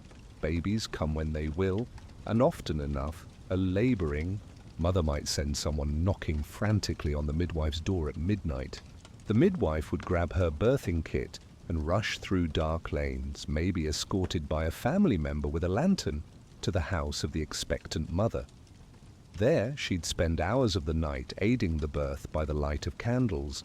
Her experienced, soothing voice and capable hands guided women through one of life's most dangerous and profound moments, regardless of the hour. By dawn, she might be cleaning and swaddling a newborn as roosters crow, utterly exhausted but satisfied at the new life delivered safely. Healers, too, faced emergencies, an infected tooth that becomes agonizing at 1 a.m. or a person with fever, convulsing in the night. Lacking hospitals, a lot of urgent care happened at home under lamplight. If a known physician or barber surgeon was in town, someone might roust him from bed to lance a boil or set a broken bone that couldn't wait. They'd do so with minimal light, and likely the patient's family, assisting by holding a torch or lamp. The dark, quiet hours were sometimes the worst for the ill. Pain feels sharper, fevers spike at night. So caregivers often stayed up, through nights cooling a brow, brewing herbs, or simply praying beside a loved one's bed. In rural settings, shepherds and cowherds had night duties as well. While they didn't typically stay up all night, they often slept near the animals to guard against predators or thieves. A shepherd in lambing season might wake often to check if any ewes are birthing.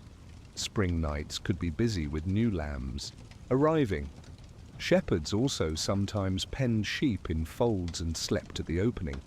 Hence, the biblical shepherds watching their flocks by night imagery, with a fire going to deter wolves. If a wolf pack was active, shepherds might band together to take shifts patrolling the outskirts of the village at night, listening for howls or panicked bleating. Millers, those who operated grain mill, occasionally ran their mills at night if, for example, the water flow was better then, perhaps release of an upstream dam at night gave a surge, or if backlog demanded it. There's a certain ghostly image of a watermill turning under the moon, creaking wooden gears inside processing flour while everyone else sleeps. Millers were often suspected by others of doing shady things like stealing grain. To see a mill's wheel turning in darkness might add to villagers' superstitions that the miller was in league with dark forces, even if in reality he just wanted to maximize output. Blacksmiths or metalsmiths normally worked by day. They need to see well for precision, and it's labor-intensive, but in emergencies they might toil at night. Consider a wartime scenario, the castle's blacksmiths hammering late into the night by torchlight to mend armor or forge arrowheads for a battle at dawn, or a farrier, horseshoe smith, reshoeing horses overnight for a lord who must depart by morning. The clang of hammer on anvil ringing out in the otherwise quiet night could signal urgent times. Then there were those whose business thrived specifically at night. Tavern keepers we covered, their labor extended into late hours, serving customers, but also, less legitimately, thieves and poachers plied their trade at night. A poacher might quietly stalk the Lord's game preserve under starlight, setting snares or using a bow to take rabbits and deer illegally, then smuggling the carcass away before dawn. That is labor of a sort, risky and furtive. There were even professional moonlighters, the term comes from working illicitly at night, who would harvest from the Lord's forests or mines after dark. Such activities could be seen as stealing, but some peasants saw it as survival, gleaning what they could when not observed. Night soil men or gong farmers, though more of a term in Tudor times, were responsible for cleaning out latrines and cesspits in larger towns. This stinky job was often done at night when fewer people were around, and the odours and mess were less noticed. Under darkness, these labourers would arrive with buckets and carts, shoveling out human waste from privies, then carting it outside city walls. It was dangerous.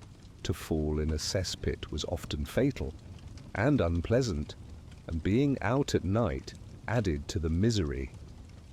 but someone had to do it to keep the city from overflowing in filth. Brewsters, beer makers, often women, might also tend their brew at odd hours.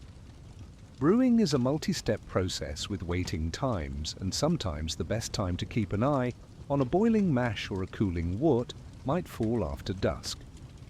A brewster could be found dozing by her kettle in the middle of the night, waking to skim off froth or stir at intervals. The reward: barrels of ale ready in a couple of days to serve or sell. Bells and timekeepers, though not exactly labour for goods. Should be noted. Some cities by late Middle Ages had mechanical clocks that might chime bells at set intervals through the night, maintained by a custodian. And as we mentioned earlier, some towns had night criers calling the hours. So at, say, 1 a.m., a crier calling 1 o'clock and all's well was technically working, giving public service. Additionally, travellers are often labouring in the sense of moving or journeying at night if needed. Merchants in caravans sometimes chose to start before dawn, especially in hot climates, to avoid midday heat. Pilgrims might walk earlier or later in day to reach a shrine by a certain date. There's account of medieval armies doing night marches to surprise enemies by dawn. Though not everyday labour, it shows that in important moments medieval people did push into the night. Lastly, consider cultural labour, musicians or watchmen of a different sort. In some places there were night musicians or hornblowers employed to signal time or play certain tunes. For instance, the town of Krakow, Poland, famously had a trumpeter play on the hour, even at night, the legend of the Hedgenow trumpet call. While not widespread in smaller villages, any castle or city with such customs kept someone up at night doing them. All these labours in the dark required light and a willingness to sacrifice sleep. They also gave those doing them a very different relationship with the night. A baker knew the contemplative peace of early hours when almost no one else was awake, except maybe the occasional watchman passing by his glowing bakehouse window. A monk experienced the tranquility of pre-dawn prayers, the church lit by a few candles against the sea of dark, a time believed to be especially sacred. A shepherd communed with the stars and learned each rustle in the grass by sound using night senses. Of course, working at night also carried health drawbacks. It's tiring and could be dangerous. Imagine a sleepy baker accidentally burning himself or a drowsy watchman missing a step on the wall. But medieval life demanded flexibility. Work had to revolve around the natural cycles like bread rising or prayer times or travel schedules. So while the majority of ordinary people sought rest at night, a thread of activity always ran through the darkness. These night labours ensured that come morning, society had fresh bread, secure streets, new lives born, and prayers said on their behalf. It was a reminder that the world didn't entirely pause for night. Some wheels of life kept turning, thanks to those willing or obligated to toil by moonlight or lamplight. Having examined the work done during the dark hours, we now turn to how people themselves coped with the long stretch of night in terms of rest. In the next chapter, we explore the midnight hour and sleep patterns, including the intriguing habit of 2 sleeps, and what people did during those waking intervals in the middle of the night. The midnight hour. In the heart of the medieval night lay a special time that many feared and many others simply used in practical ways. Around midnight, when the night is at its deepest. For modern people, midnight might just mean the end of, a day on the clock. For medieval people, it was often a murky concept, yet one loaded with significance. It was the pivot point between night and morning when one day's labours were done and another's had not yet begun. In this chapter, we explore how medieval folks perceived and experienced the midnight hour, and a fascinating aspect of pre-modern sleep that modern science has confirmed. The pattern of first sleep and second sleep Without mechanical clocks for most of the medieval era, how did people know it was midnight? They might not have an exact moment, but there were cues. Monasteries did have water clocks or sand glasses and would ring bells for their nocturnal prayers, roughly at midnight. Town church bells might ring out matins for the devout. Roosters often crow not just at dawn, but can give a cock's crow in the middle of the night, sometimes around 2 a.m., traditionally called the false dawn or first cock crow. People also used stars, for example, if the constellation of Orion had tilted to a certain angle, or if the moon, when visible, was high overhead, one might guess midnight is near. The term witching hour is popularly associated with midnight, though some lore put it at 3 a.m. as inversion of the 3 p.m. holy hour. By the late medieval period, midnight was often spoken of in hushed tones as a time when witches were abroad and supernatural activity peaked, as we touched on. But, for most, midnight was simply when the night was half over, and interestingly, it was often a time when many people woke up. Historian Roger E. Kirch, through diaries and literature, has brought attention to a once common practice: segmented sleep. Medieval and early modern people didn't always sleep in one solid block through the night. Instead, many followed a pattern of first sleep and second sleep.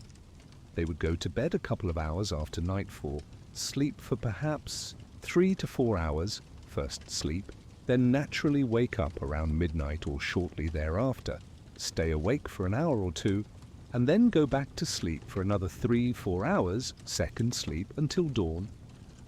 This pattern was so common that phrases like first sleep, premier sommeil in France, primo sonno in Italy, appear casually in documents indicating it was viewed as ordinary. Historical records and literature actually reflect this pattern. Chaucer, in the 14th century, alludes casually to first sleep in his writings, and a 15th century ballad offers practical advice. At the wakening of your first sleep, you shall have a hot drink made. Such references indicate how ordinary and expected this mid-sleep break was. So what did people do during that interval between first and second sleep, sometimes called the watch or watching time? A variety of quiet activities. Many simply stayed in bed and used the time for contemplation, prayer, or even subtle tasks. It wasn't uncommon for spouses to talk to each other during this peaceful interlude, discussing family matters in whispers while the rest of the household slumbered. It was a known time for introspection or intimacy. Some medical texts of the era even recommended that it was a good time for married couples to conceive children, since both had rested and had energy after first sleep. If one wandered a medieval house at midnight, you might find the father of the family quietly stirring the hearth or checking that all is secure, maybe stepping outside briefly to use the latrine or look at the weather. You might see the mother nursing a baby that had woken. Infant care naturally fits into the segmented sleep pattern, since babies wake often. Perhaps an older child or two are actually awake as well, asking parents about a bad dream, or simply because their body woke them.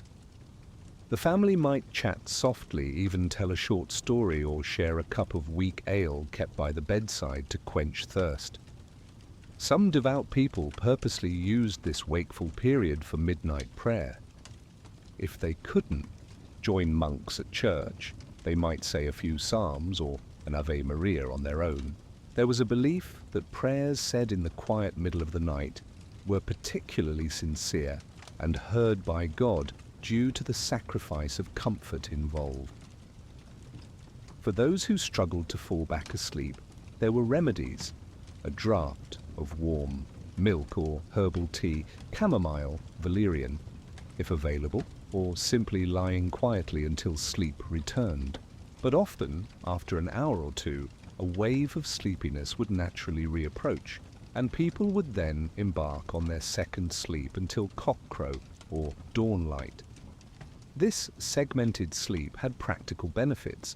It allowed folks to attend to small tasks that might be inconvenient in daytime. For example, a housewife might get up and check that bread dough left to rise for morning wasn't overproofing, or a farmer might remember, in his half-sleep, a tool he left outside and quickly retrieve it under the moon so it wouldn't rust in dew. Also, if someone needed to relieve themselves, they could do so without disturbing others who might be in a very deep sleep cycle, because many were lightly awake anyway. Midnight was also a transitional moment in communities. In some towns, the night watch might change shifts around midnight. A pair of watchmen who had been on duty since, say, 9 p.m. could be relieved by a fresh pair who would take the post until 3 or 4 a.m. A simple handover might occur at the town guardhouse or at a prearranged meeting point.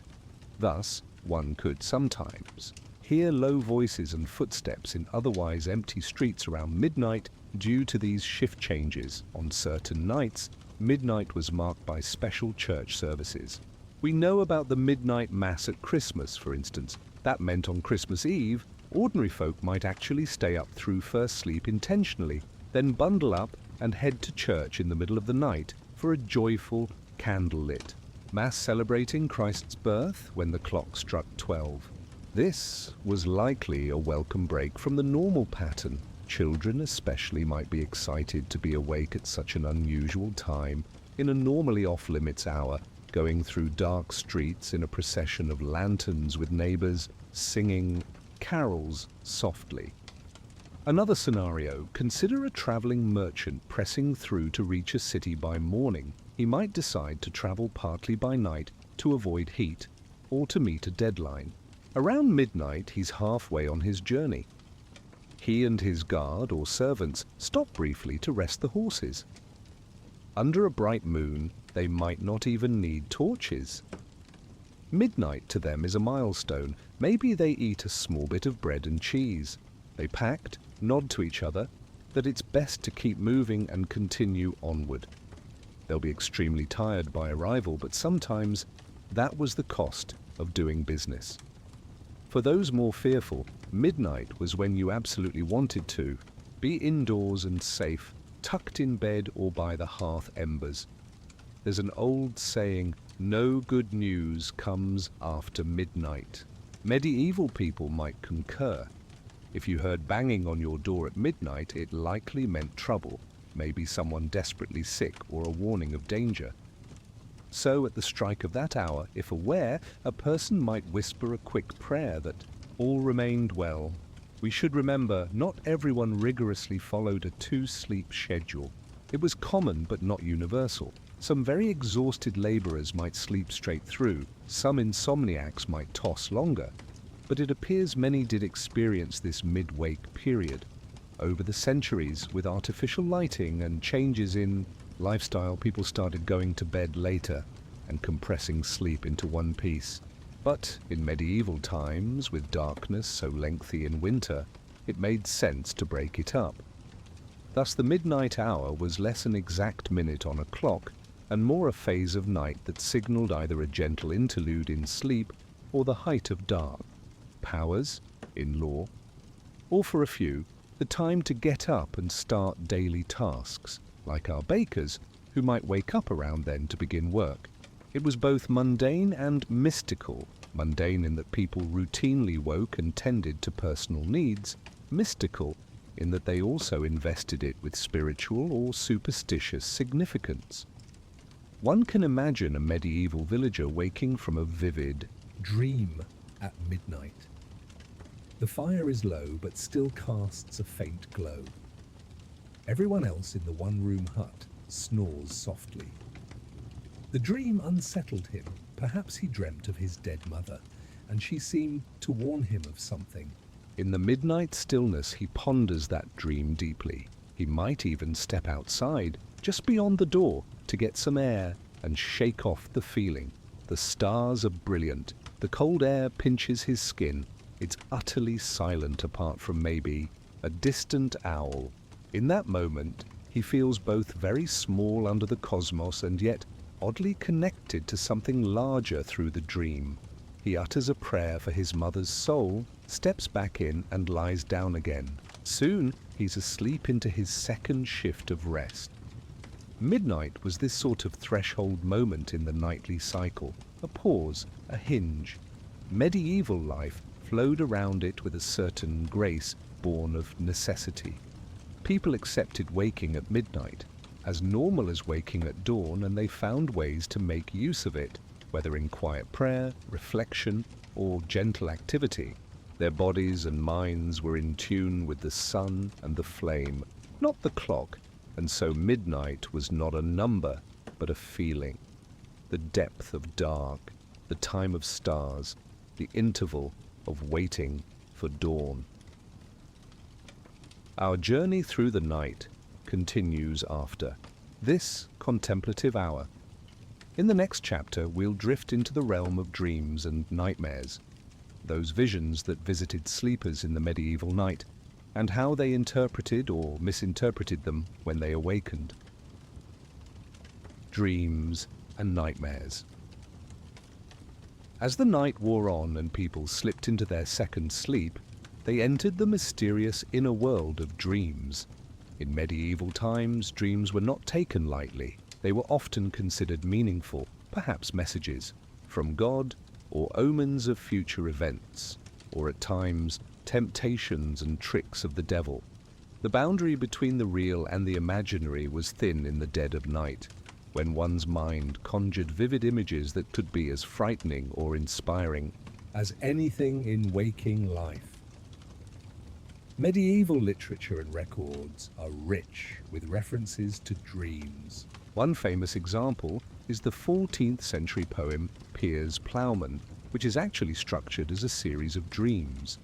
Another is the earlier Dream of the Rood, an Old English poem where a man dreams of the cross speaking to him. Such works reflect a culture that saw dreams as conveyors of truth or moral insight. Even ordinary folks might think God sent a special dream to impart a warning or lesson. For instance, there are stories of peasants dreaming of a saint who instructs them to build a church or to repent of a sin. But not all dreams were so lofty. People also dreamt about everyday anxieties. A farmer might dream his cow died, or a mother might dream her child fell from a tree. They would wake with hearts pounding and sometimes believe the dream was a premonition. They might take steps out of caution, like checking on the cow at first light or warning the child to be careful. In a time without scientific understanding of dreams, the default assumption was that many dreams meant something. To assist, dream interpretation manuals existed, drawing on ancient sources like the Greco-Roman Artemidorus or biblical interpretations. These often circulated among educated clergy or nobles. Medieval dream books listed myriad symbols. A dream of fish might mean pregnancy, of fire might warn of conflict. Still, many churchmen warned against reading too much into dreams. They reminded people that dreams could come from overeating or a troubled mind, and the devil might plant illusions to deceive the faithful. Yet even devout scholars like St. Augustine pondered their meaning, and Thomas Aquinas wrote about how God or angels could influence dreams for good purposes. Whether common villagers consulted such guides is doubtful, but they certainly shared folk interpretations.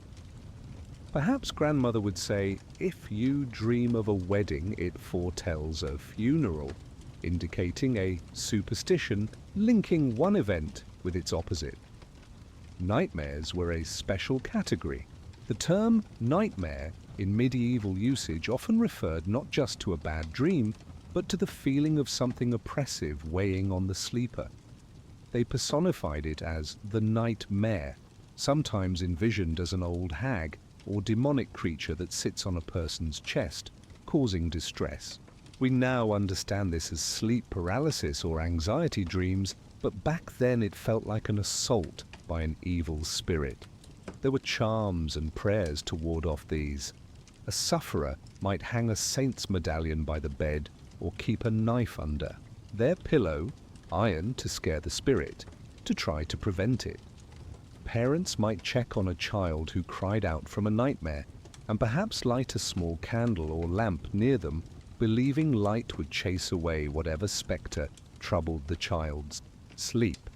Despite frightening ones, dreams could also be sources of comfort or solution. There's anecdotal lore of people solving problems in dreams. For example, a craftsman dreaming of how to fix a broken wagon wheel, or a worried wife dreaming that her husband traveling abroad arrived safely, thus easing her mind. People sometimes took important dreams to their priest for guidance, especially if they thought it was a divine vision. Did a bright figure appear and tell you a message? The priest might evaluate, was it a saint or an angel or a devil in disguise? The medieval mindset was open to prophetic dreams, but also cautious. Many church teachings warned that devils could send false visions to lead one astray. An interesting practice was incubation, though more common in antiquity than medieval times, where someone might sleep in a holy place, hoping for a revealing dream. However, medieval pilgrims occasionally slept overnight at a saint's shrine, praying the saint would appear in their dreams to heal or advise them. If they had a positive dream, they'd proclaim the saint's intercession. But generally, for ordinary folks, dreams were discussed at home or among friends. A medieval sleeper might wake at dawn and immediately recount a vivid dream to the family at breakfast. Perhaps he dreamt of falling from a tower, a bad omen, and his wife counsels him to avoid climbing anything high that day, just in case. Or someone dreams of a swarm of bees and wonders if it means good fortune, since bees can signify industry and sweet rewards. These conversations show both earnest belief and a touch of playfulness in interpretation. There was also recognition that some dreams were just nonsense. A common phrase was that some dreams came from an overfull stomach or an imbalance of humours. The learned might attribute a weird dream to having eaten strong cheese or spiced meat before bed. Medieval dreamers sometimes faced a moral dimension too. If one had a lustful or sinful dream, they might wake with guilt. The church taught that involuntary dreams were not sins. You can't help what you dream. But if one took pleasure in a sinful dream, some thought it could stain the soul. For example, having a carnal dream about someone not your spouse could lead a pious person to confess it to a priest, just to be safe, or to perform a penance to shake off any spiritual taint. It's a very different way of thinking from today's more psychological view. Yet many dreams were taken as divine or supernatural messages. For instance, there are accounts of people dreaming that a recently deceased loved one appeared asking for prayers or masses to be said for their soul, which then prompted the dreamer to fulfill that request. These were seen as real visits from the dead via dreams. Likewise, a person might dream of a saint who gives a warning, "Do not travel tomorrow," and heed it devoutly, crediting the saint with saving them from unseen danger. On the flip side, a nightmare of hell or demons could be interpreted as a wake-up call to repent of one's sins. Even historical anecdotes tell of dreams taken seriously. Legends say Constantine the Great saw a cross in a dream with the words, "In this sign conquer," leading to his victory and conversion. A story well known in the Middle Ages as proof that God speaks through dreams. Medieval chronicles often mention kings or generals who heeded or ignored portentous dreams to their success or peril. For example, King Henry II of England was said to have nightmares before the rebellion of his sons, which he later thought foreshadowed that turmoil. Meanwhile, common folk continued to swap folk interpretations. Dream of losing teeth? Many would nod gravely and say it means death in the family. Each tooth? A relative. Dream of clear water? Good luck. Muddy water? Trouble. Dream of flying, perhaps you'll rise in station, or perhaps it's just the soul roaming. There was no single doctrine on dreams, so people approached them with a blend of faith, superstition, and personal insight. To ward off bad dreams, folks used both prayer and folk remedies, placing a knife or some iron under the bed to cut the nightmare or repel spirits, hanging sprigs of protective herbs like rosemary or St. John's wort around the bed, or saying a charm before sleep. One English charm went, "Matthew, Mark, Luke and John, bless the bed that I lie on," invoking the evangelists to guard one's sleep. Some sewed tiny parchment slips with prayers or holy verses and wore them as pendants at night. Of course, morning light banished most such fears. A nightmare that was horrifying at 2 a.m. might seem silly at 6 a.m. when the sun was up. But the vividness of medieval dreams and their weight in culture show that the life of the mind at night was an integral part of the medieval experience of darkness. Nights were not only physically dark, but mentally active, a time when imagination took free rein. Medieval people did what we all do. They dreamed. They just lived in a context that gave those dreams great significance. Whether it was a farmer cautiously interpreting a dream about his cow, or a noblewoman writing to her confessor about a disturbing nightmare, these nocturnal visions were part of how they navigated an uncertain world. In a life where much was beyond one's control, harvests, plagues, wars, a dream could feel like a hint of destiny or a whisper from God, and that was something to hold on to. Now, as we near the end of the night, those dreams and nightmares fade with the approach of dawn. In our final chapter, we will watch the darkness yield to sunrise and consider how medieval people greeted dawn and deliverance, emerging from the long night with gratitude and hope for the new day. Dawn and deliverance. At long last, after the trials, labours and mysteries of the night, a faint grey light edges into the eastern sky. The dawn is approaching.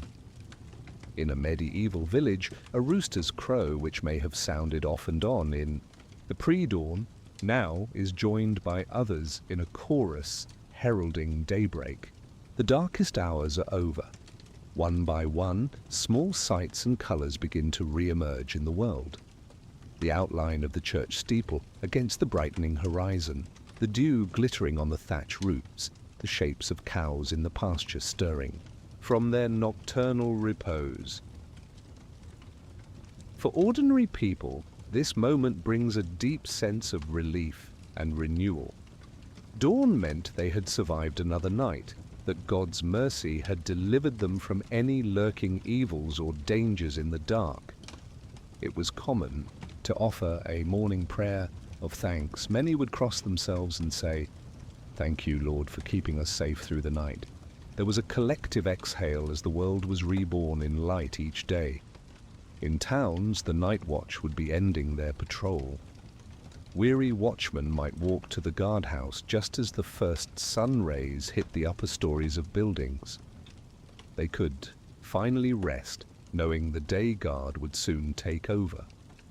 If a city had been locked at night, now the city gates groaned open, often right at sunrise. Travellers who had camped outside or arrived too late the night before queue up to enter with their wagons and horses.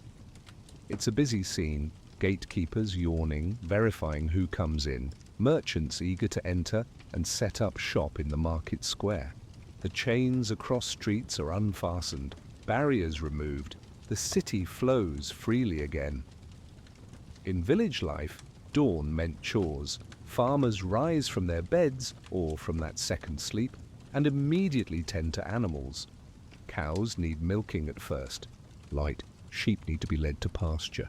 So you'd see plumes of smoke beginning to rise from cottage chimneys as wives stir up the hearths to prepare a simple warm mash or porridge to break the long fast, hence breakfast. The light in the sky grows from grey to pink to golden. Sunlight beams through cottage windows, perhaps revealing wisps of smoke still lingering from last night's fire, or casting long shadows of the family moving about their one-room home. For children, dawn might be a return to safety from scary dreams. Any child who spent the night fearing a monster under the bed finds courage again once the room is lit and they see nothing there but a stray boot. Parents may gently tease away the child's lingering fear. See, the bogeyman's gone with the dark. He doesn't like the sunshine. Deliverance is a fitting word. Night was often described as a kind of captivity or danger, and morning as a liberation. Medieval hymns and poems frequently use language like night's sorrows flee with the coming of day, or liken sunrise to Christ's resurrection, bringing hope. The world was deeply Christian in outlook, and many symbols connected light with goodness. Every dawn was in a small way a triumph of good over the menace of darkness. In a castle, if you can imagine the dawn there, the watchmen on the battlements see the distant hills becoming visible. Perhaps a horn is blown, or a bell rung at first light to signal all's well, and a new day starts. Servants begin their duties, fetching water, relighting kitchen fires, cleaning up messes from last night's revels, if any.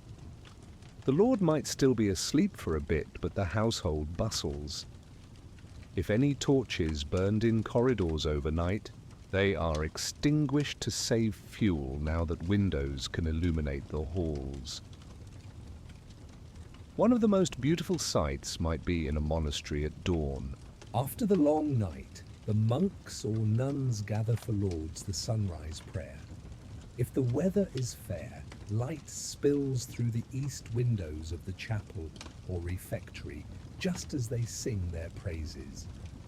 They often recited, "The night has passed," And the day lies open before us, giving thanks for the new morn.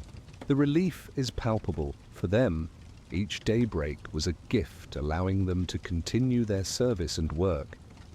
With daylight, all those terrors we discussed, ghosts, demons, witches, were believed to retreat. They belonged to darkness and could not endure the sanctified light of day. So even the superstitious felt a weight lifted. If someone had been awake from pain or worry, they likely found new optimism once sunlight touched their face. Medieval medicine even thought the morning air could be healthful, though they also warned against the miasma of the dawn in some texts. Theories varied. But psychologically, seeing the sun dispelled gloom literally and figuratively. Across the medieval millennium, there were of course differences in how nights were experienced. Early medieval villages in the 6th century, with no central authority, might have been even darker and more perilous, whereas by the 14th to 15th centuries, large cities had more organized watches and even some street lighting. For instance, the Islamic city of Cordoba in Al-Andalus, Moorish Spain, was famed around the 10th century for having thousands of lamps lighting its streets at night, a luxury unheard of in Christian Europe at that time. In Northern Europe, long summer twilight allowed extended activity on warm evenings, whereas in winter, the near-endless nights enforced long indoor stays and fostered rich storytelling traditions to pass those hours. Regions with milder climates, like Italy or southern France, sometimes saw more evenings socializing in town squares or outside homes, enjoying cool night air, compared to colder regions where folk hurried indoors. Yet across these differences, the fundamental challenge of darkness remained. As we, in this narrative, walk out into the medieval village at dawn, we see it awakening. Smoke from homes, people opening shutters to let in fresh morning air, a farmer leading a horse out of the barn, children fetching water or still rubbing sleep from their eyes while mother calls them to come help with breakfast chores. The sky is blue now, the last star, perhaps Venus, the morning star, fading from view. One cannot overstate the psychological comfort dawn brought. In a time before artificial illumination could conquer the dark, the sun's rising was like a dependable friend arriving to chase away loneliness and fear. They had faith it would come, yet the joy each time as colors returned to the world was likely still potent. In some accounts, people mention birdsong at dawn being extraordinarily loud and joyous in the Middle Ages, likely because of more abundant bird populations and the stillness otherwise. That birdsong itself was a daily reminder that nature, too, celebrated the light. Now the medieval folk begin another day of labor. The nights we've journeyed through with their candles and shadows, whispers and prayers, dangers and dreams recede, but they are never forgotten. These experiences shaped their character and their beliefs. The courage to endure the dark built resilience. The communal efforts to guard and celebrate in the night built solidarity. The introspective hours of midnight and the symbolism of first light fortified their faith. Our journey through medieval life after dark thus comes full circle. We started with sunset's signal and end with sunrise's deliverance. In between, we've walked the torch-lit roads, sat by the humble hearth, braved ghostly fears and marveled at moon and stars alongside those long-ago souls. In doing so, we see that though their world was very different without our modern comforts, the people of medieval Europe found ways to not only survive the nights, but to weave them into the tapestry of life with meaning, community, and hope. As the sun climbs higher, the last remnants of night's dew evaporate. A new day has begun, and the cycle of medieval life continues. But when evening comes again, as it always does, those ordinary men and women will be ready, lighting their candles, saying their prayers, telling their stories, and once more facing the darkness until morning together.